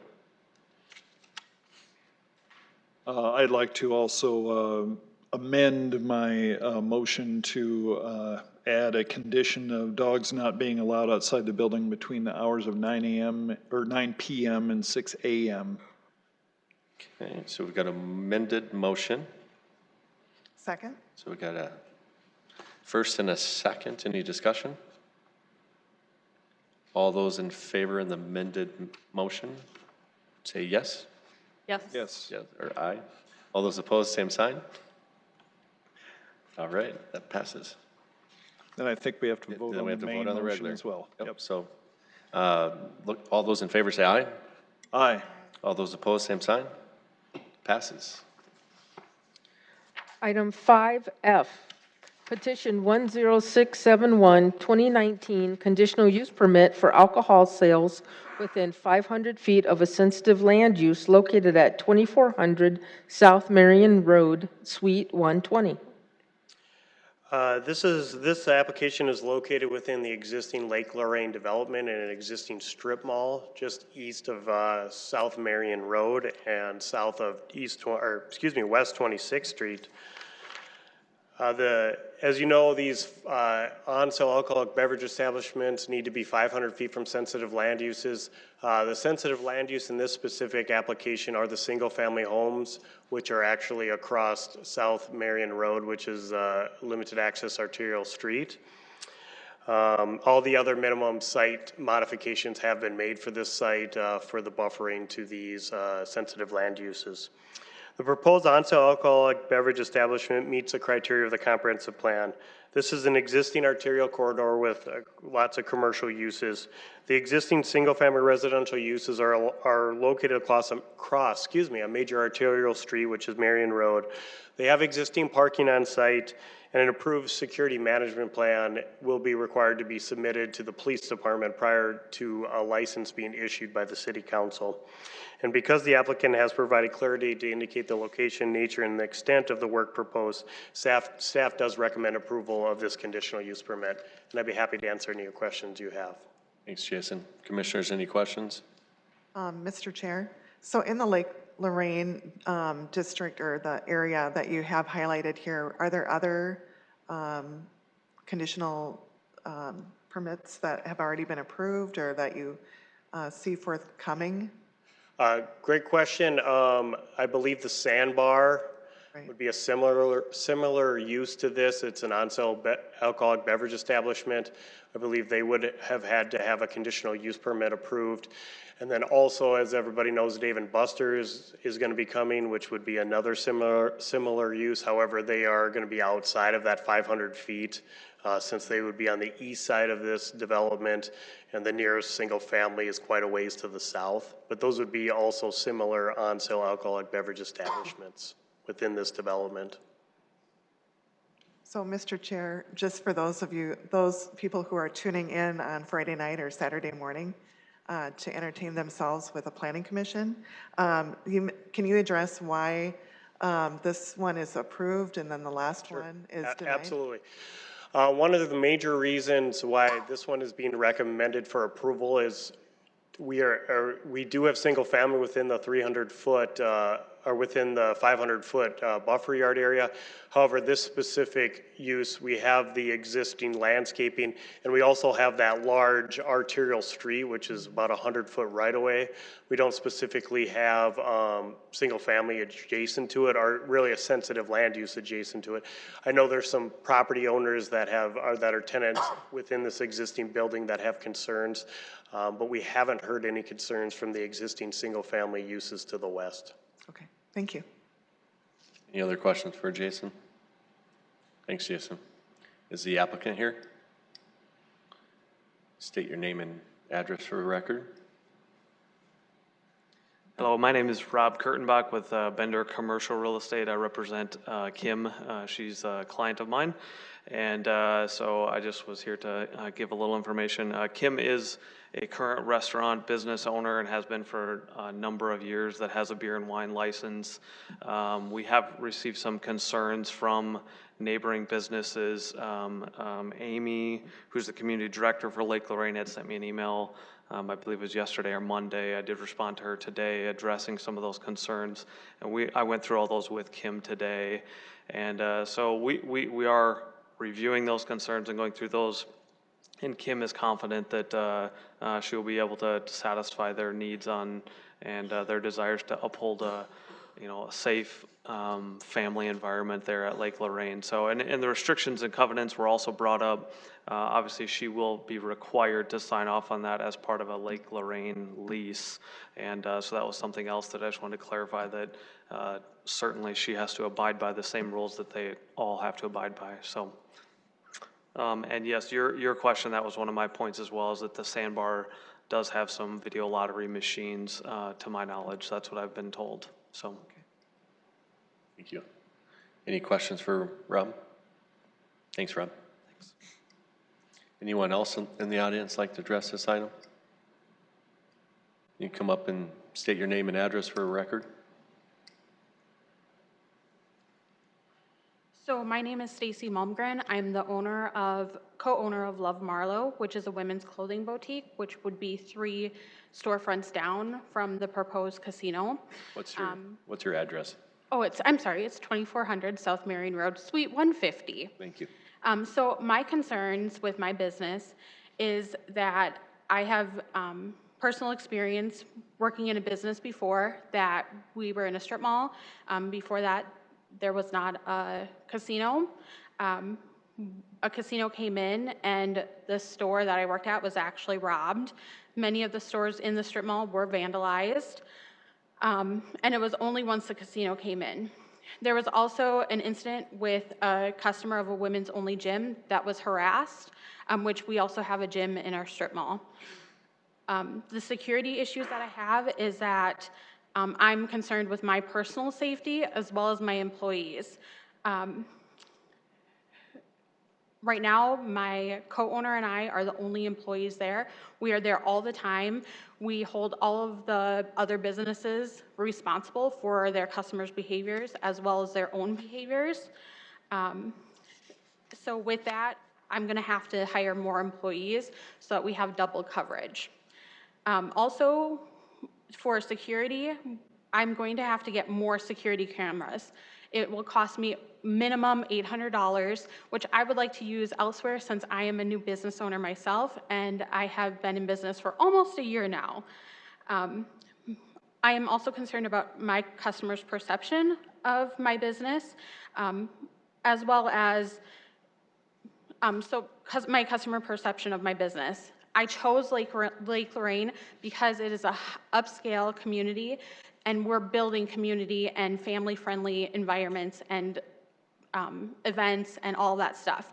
We have a Halloween event. We're considering more events in the lake, as well as every Thursday we do have a farmer's market. And in my strip mall parking lot, as well as where the proposed business is going to be, we have people walking all the time and during the farmer's market. And so it definitely raises a security concern. Also, how can I ask my customers to purchase high-end garments when we have a questionable establishment 3 doors down, and how can my customers feel secure with this? That's what I have. Any questions for Stacy? Thank you, Stacy. Anyone else in the audience that'd like to address this item? State your name and address for the record. I'm Danilee Nordhagen. I'm at 2400 South Marion Road, suite number 130. I have Small Cakes Cupcakery and Creamery. What comes with Small Cakes Cupcakery and Creamery? Kids, tons of kids, family. I would be right next to the proposed site for the casino. My employees are all 16, 17, 18-year-old girls. I've asked them how they feel about a casino next to them. They said, I don't feel safe. My parents probably won't let me work here any longer. I am a small business. I have one person on, basically from 4 or 5 o'clock until close, which we don't close that late, but still. I can't afford to have 2 people on just for safety reasons. I guess another thing, my son is a police officer here in Sioux Falls. My brother is a U.S. Marshal. I did talk to him and ask them, what they had thought. And they said, Mom, nothing comes good out of a casino. Those aren't my clientele. My clientele is families, kids. We do a lot of events. I've had Buzz Lightyear there. I've had Poppy. Kids are around all the time. I have a bench out front for people to enjoy their ice cream and cupcakes. Kids are constantly taking pictures out by my big, huge whisk that we have out front. So I feel like there's a casino in Sandbar. There's a casino down the street in another strip mall on 26th and Marion. There's a casino in TC Referee. There's one even further down Marion Road. So I just don't feel like a casino belongs at Lake Lorraine at all. I chose Lake Lorraine because, like she had stated, that it is a high class. I feel like it's a very nice place to be. And a casino I don't know, it just kind of lowers the reputation, brings it down a little bit. I guess that's pretty much just my concerns are safety.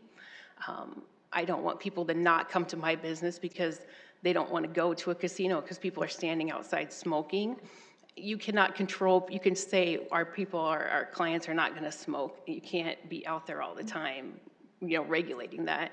And I asked my son that, I'm like, well, if it's a city, if it's an issue, are you guys going to come and, if I called the police because someone's standing out front, he's like, Mom, we have so many other things to worry about. Smoking that's the least of our, problems or whatever, or our concerns. They're not gonna address it.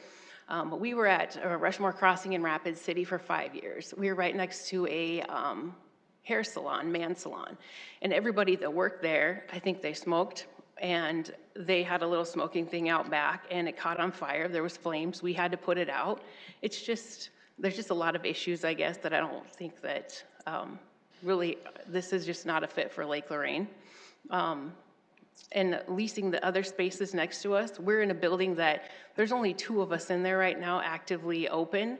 So if the casino goes in, then that just deters other people from leasing the other spaces that are around us, I feel. Because if there would have been a casino when I was looking at it, I would have never went in that location. I think that's all I had to say, is just safety issues, concerns, and my clientele. Thank you. Any questions?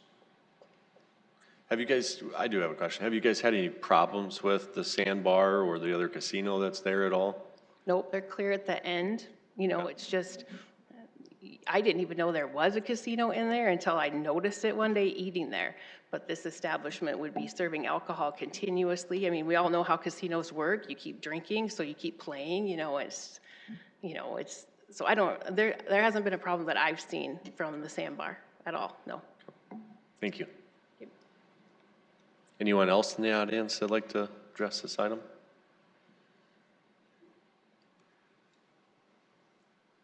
State your name and address for the record. My name is Leslie Malmgren. My address is 2400 South Marion Road, Suite 150. I'm the co-owner of Love Marlowe. To round everything up, our main concerns are public intoxication and increased litter.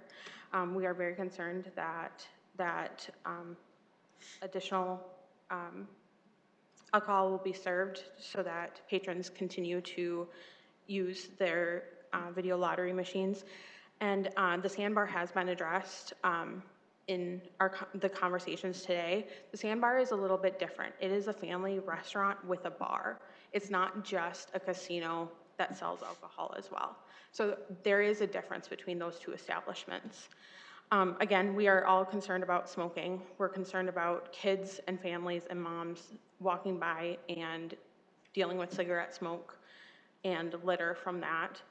We're also concerned with safety. We're concerned that the establishment won't be able to control their patrons and that my property might be vandalized in that.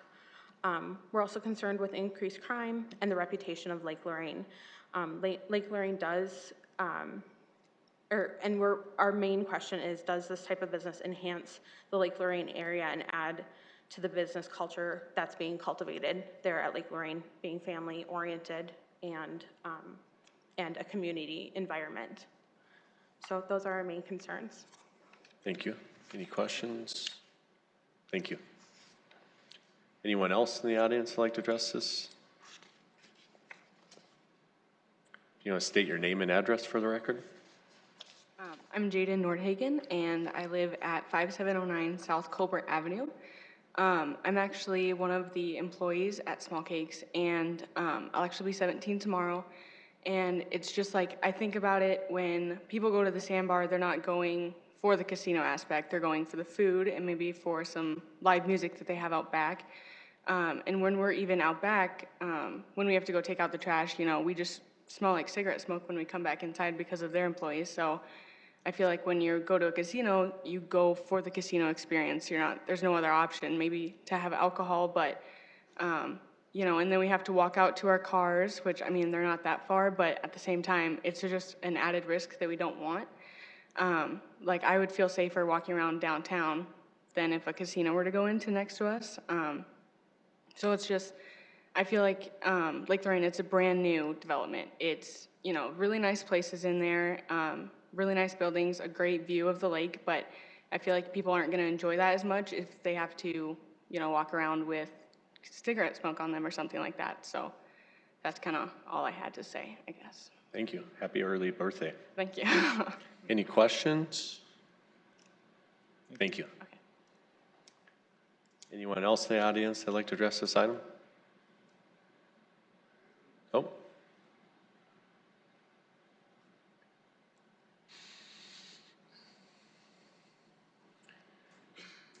You state your name and address for the record. Michael Mace, hope I do all right on this thing. 2404 South Beach Avenue. It's second block west of Marion Road.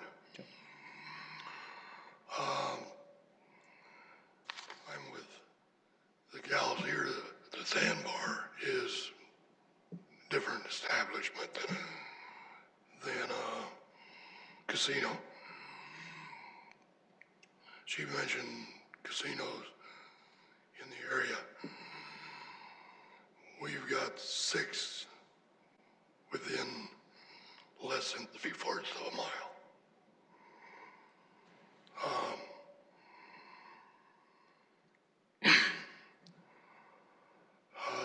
I don't think we need a bar atmosphere across from a residential area. There'd be smoking outside, and the noise caused for the residential area across the street from them as they leave at 2 o'clock in the morning, or, you know, the bar, if there's loud talking or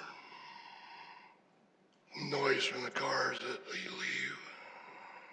And I think there's probably be an increase in crime in the neighborhood.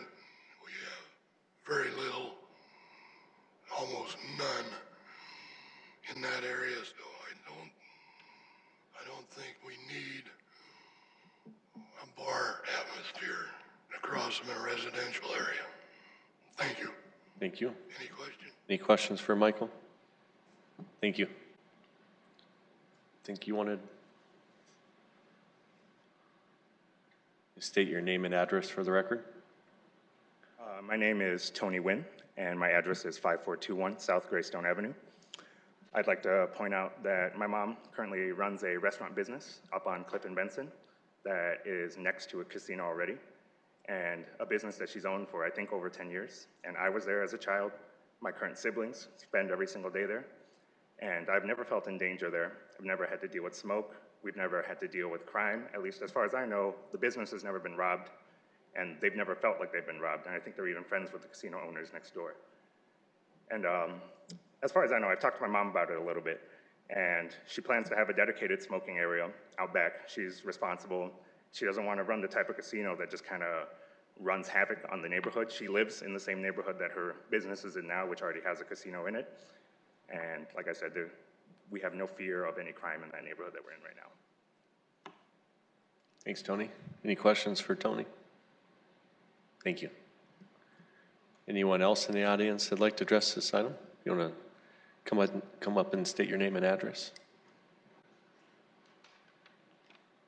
My name is Catherine Blunk. I live at 2408 South Beach Avenue. I'm 1 block south of Mike Mace. This mic is not working. So I just have a few concerns. You know, Lake Lorraine is a beautiful place. Right in the middle. Sure. Just go right in the middle. Just, yep, it'll just, yep. Speak right in the middle, both of them. Yeah, just talk right in the middle. There you go. I just have a few concerns about this. I purchased 2408 South Beach. This will be my 7th year starting in that house. Before Lake Lorraine started to be developed, and it was a very quiet, beautiful place. And I've noticed the increase in traffic just in general with the addition of the hospital. which I'm glad the hospital's there, but even just with the strip malls and things there, there's already an increase in traffic. I'm thankful that they put the stoplight there finally. People tend to fly down that little hill. But with the addition of a casino, I don't think it's necessary for that area. It's already, it's an area for restaurants and retail, and there's also the Anytime Fitness 24-hour center there, just down the way from this proposed casino location that I use whenever I want to because it's nice. And as of the, to the present, it's quiet at night. You can use that 24-hour fitness facility whenever you need to. I would be concerned with a casino being open, till 2 a.m. or later, however it works, that there may be some harassment troubles with people using the facility, the 24-hour facility, that wouldn't necessarily need to be there. I don't agree in in having a gambling facility this close to homes. I mean, I guess I didn't know until today that the Sandbar had a gambling facility. I don't go there very often. I tend to cook at home.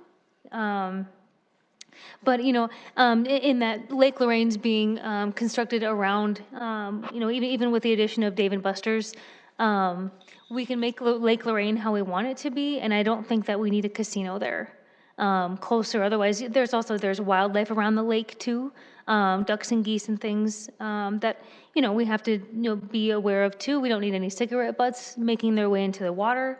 We need to, be aware of our environmental impact with those kind of things. And there was mention of a security management plan, which I don't know anything about. I'd be interested to know.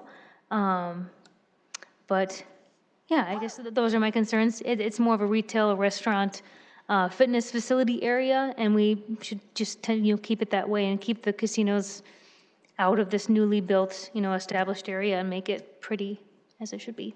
So Thank you. that's all I have. Any questions for Catherine? Thank you. Anyone else in the audience that'd like to address this item?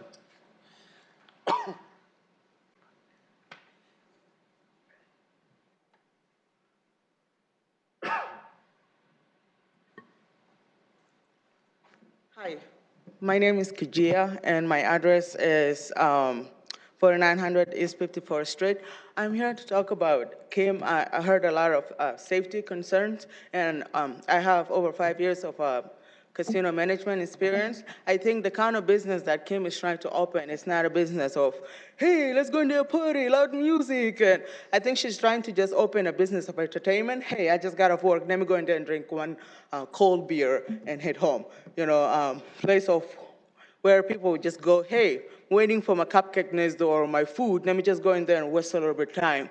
A place of people can just hang out without causing any trouble. And I don't think, I think she cares about the community and she cares about her customers. So she's not gonna be welcoming the kind of customers that are gonna be sitting in and drinking 20 bottles of beer in 1 hour. She cares about her customers and she cares about the community. So I think overall she's going to create a very safe business and a very fun business. That's all. Thank you. Thank you. Any questions, commissioners? Thank you. Anyone else that would like to address the commission on this item? If not, Rob, do you want to come up and anything you'd like to address based on anything that's been said or?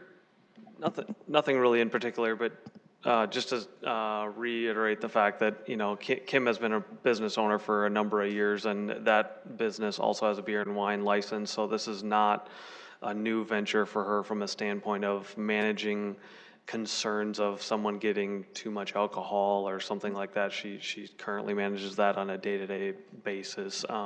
Also, Mike Van Buskirk with the Van Buskirk Company has been involved in this and has he's in a tough spot because he's representing kind of everybody that is out there, and so I understand that, but he has agreed to pursue or move forward with this use. So I thought that was important to say as well.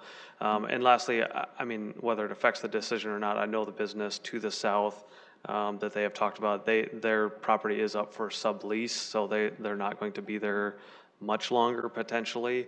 And so I just thought that was important to note as well from their concerns. So Thank you. that's all I have. Thanks. Thank you. Anyone else would like to address this item? If not, I'll look for commission action.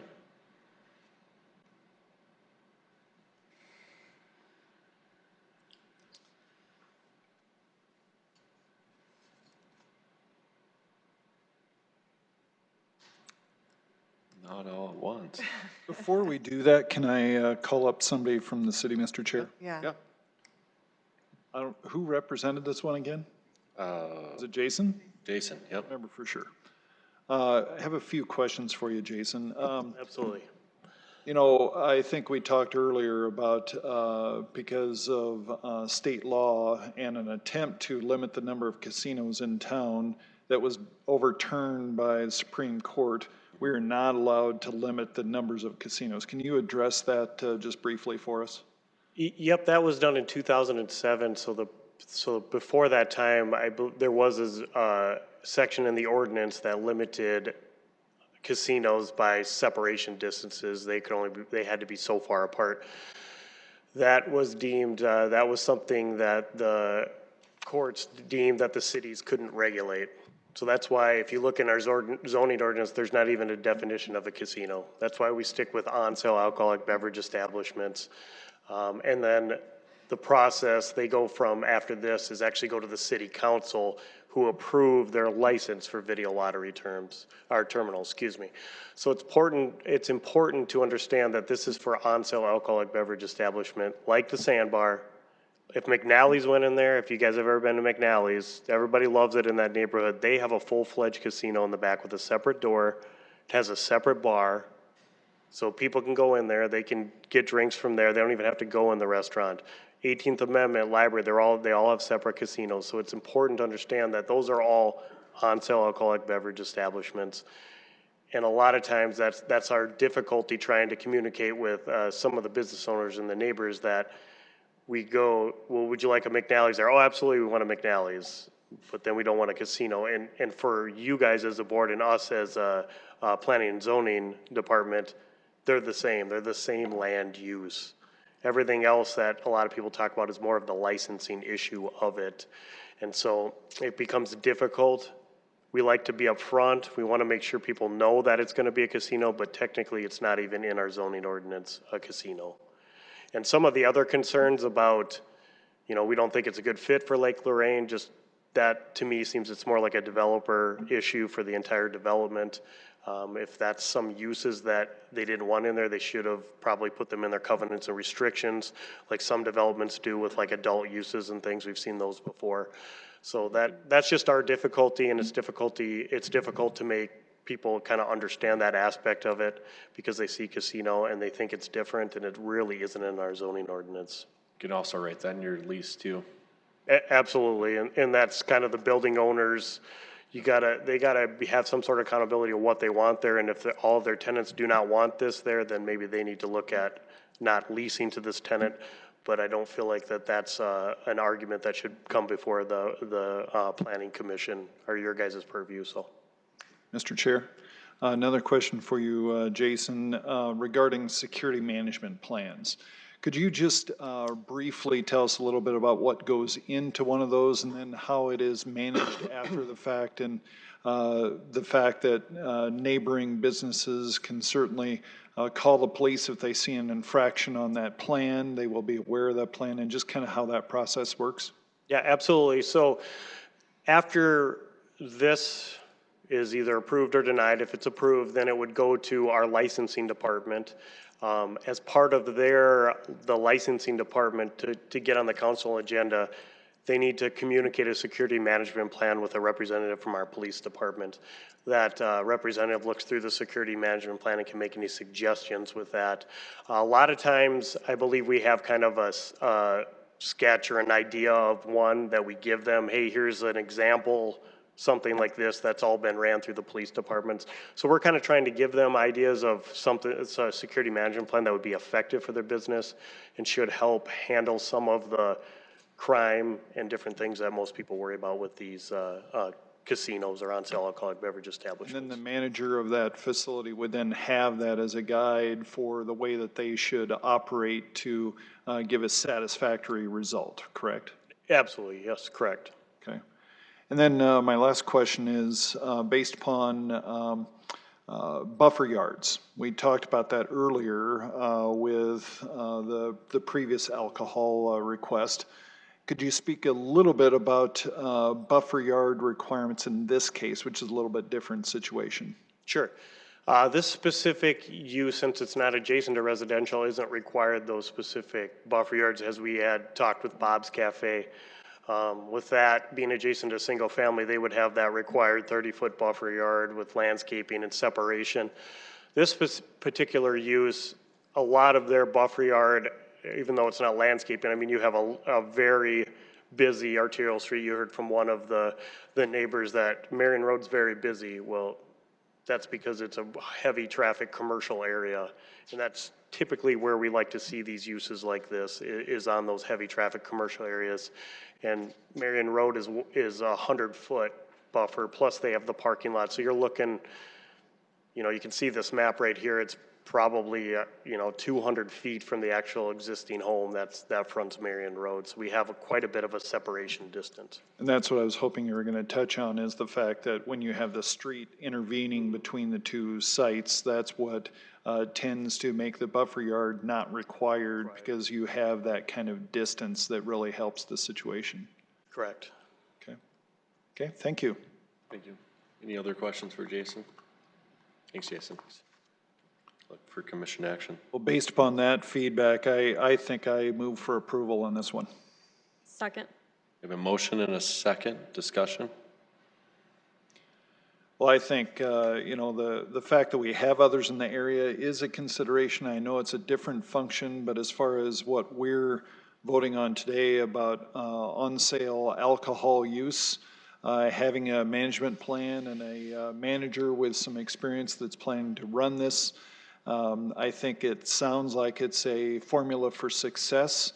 If there is problems, I think the neighbors have the rights, both through Lake Lorraine as well as the city, to address those things.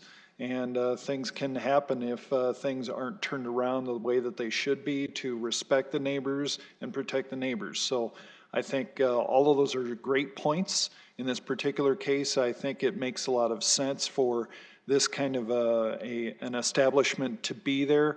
I've seen a lot of these facilities. They're usually pretty respectful neighbors. They know that if neighbors really get against them, that they're going to have some issues. And so I think a lot of people they want to do their thing on their property, or in this case, on their lease. So I'm in support of it. Thank you. All right. All those in favor say aye. Aye. All those opposed, same sign. Passes. Denise. Item 5G, petition 10673, 2019, conditional use permit for motor vehicle sales, display, and rental parking lot with hard surfaced area greater than 1 acre within 250 feet to DD or AD forms located at 4501 East Arrowhead Parkway. So the applicant here is Frank Murphy with Reynolds Construction. The applicant would like to convert the existing retail building, former Eastside Shopco, as we know that's went out of business, into an auto sales and service business. The proposal would reuse the existing building and parking footprint. The conversion of the old Eastside Shopco retail site does meet the comprehensive plan. Although the property is larger than typically would be allowed in a new development, and the property doesn't currently have the existing buffer yards to the existing residential property to the south, the proposed uses will be within the existing building footprint, and so there won't be any increase in overall square footage of the retail space. And they also are proposing to place the vehicles on the north side of the building, which is also away from the existing single-family uses. Because the application has provided clarity to indicate the location, nature, and extent of the work proposed, and through redevelopment of the site, additional green space will be required to provide that buffering for the site. Staff does recommend approval of this conditional use permit. I'd be happy to answer any questions you may have. Thanks, Jason. Commissioners, any questions for Jason? Thank you. Is the applicant here? State your name and address for the record. Frank Murphy with REM Construction, 4402 South Technology Drive. Anything you want to tell us about the project? Just that they want to sell cars instead of clothes there, so. Body shop detailing, car sales and service, that's about it. Okay. Any questions for Frank? Mr. Chair, do you have a current parking lot plan or what your plans are for where customers park versus where the cars on display will be or any of that kind of thing at this point? We're working through those details right now. Okay.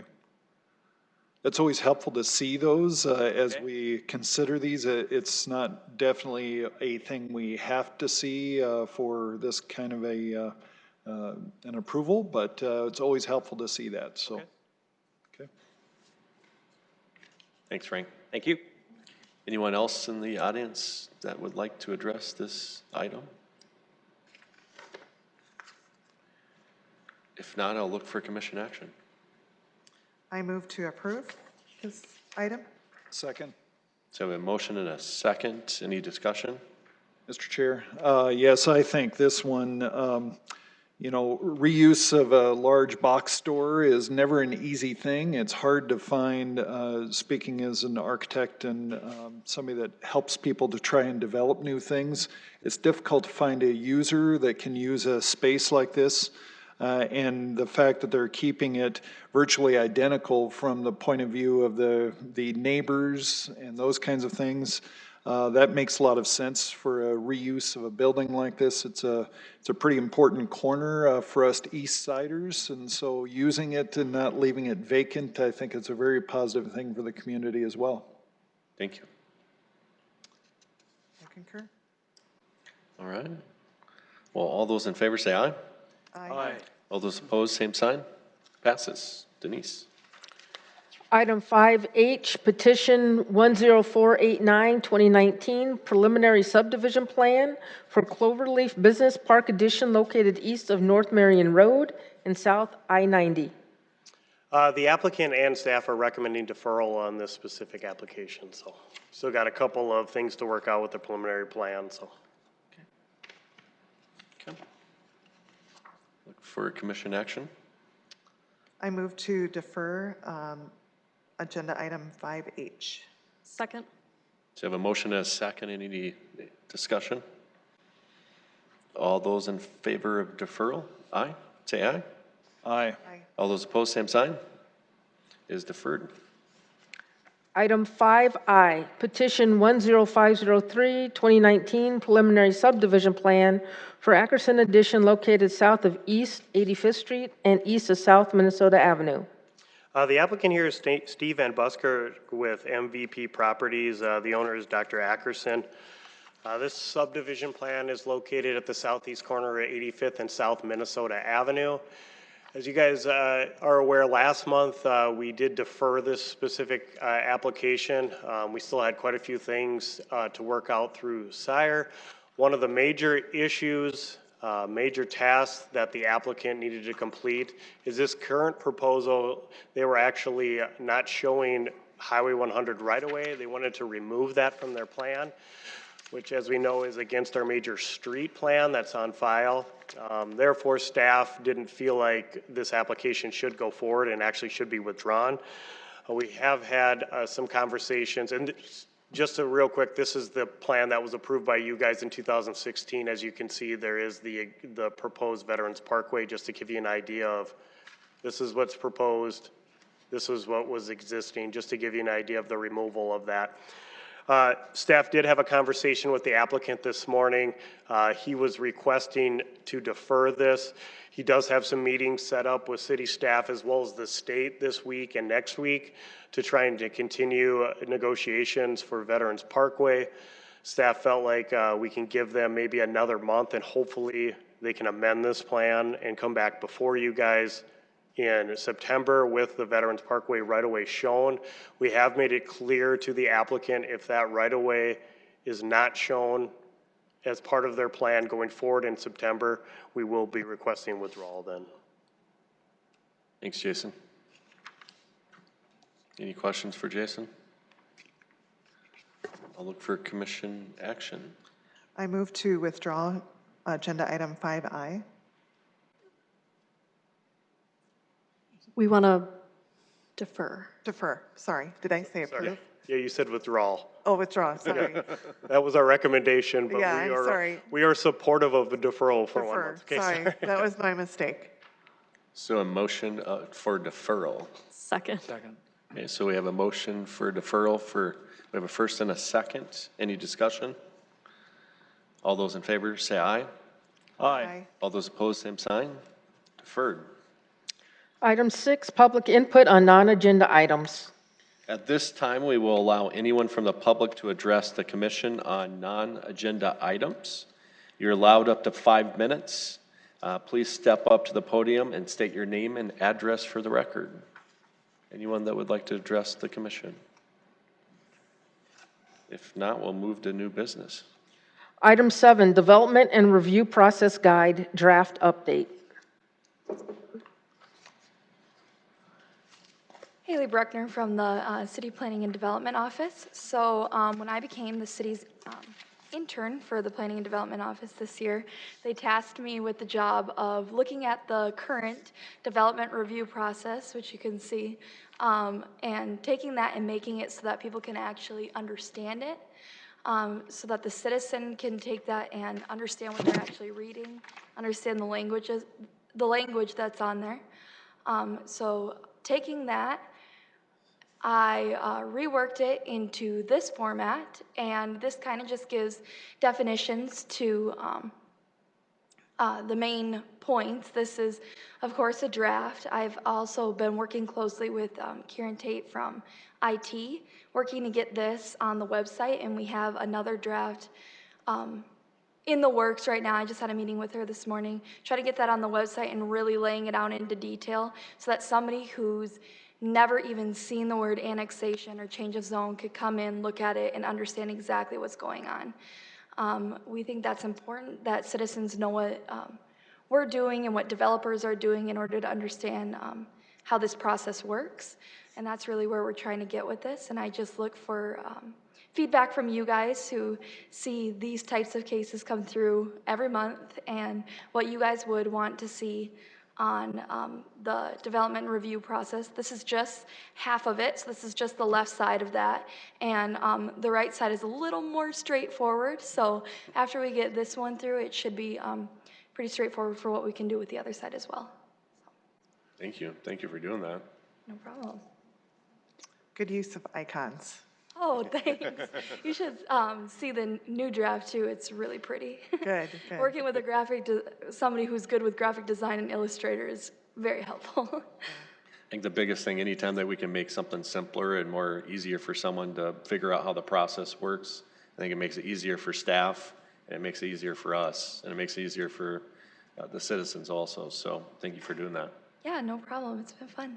And the advice that I would offer is we need to have a path to get from the beginning through any kind of offshoots back to the final process, which right now that's not quite represented here just yet, but I'm sure it'll get there. That is definitely where Kieran is helping out a lot with that, the format that she came up with, along with the language that we've provided for her. It's looking really good. It's on its way for sure. Thank you. Yeah, thank you. I just wanted to quickly give a shout out because our intern Haley is going to be leaving at the end of the month, so you won't see her here again.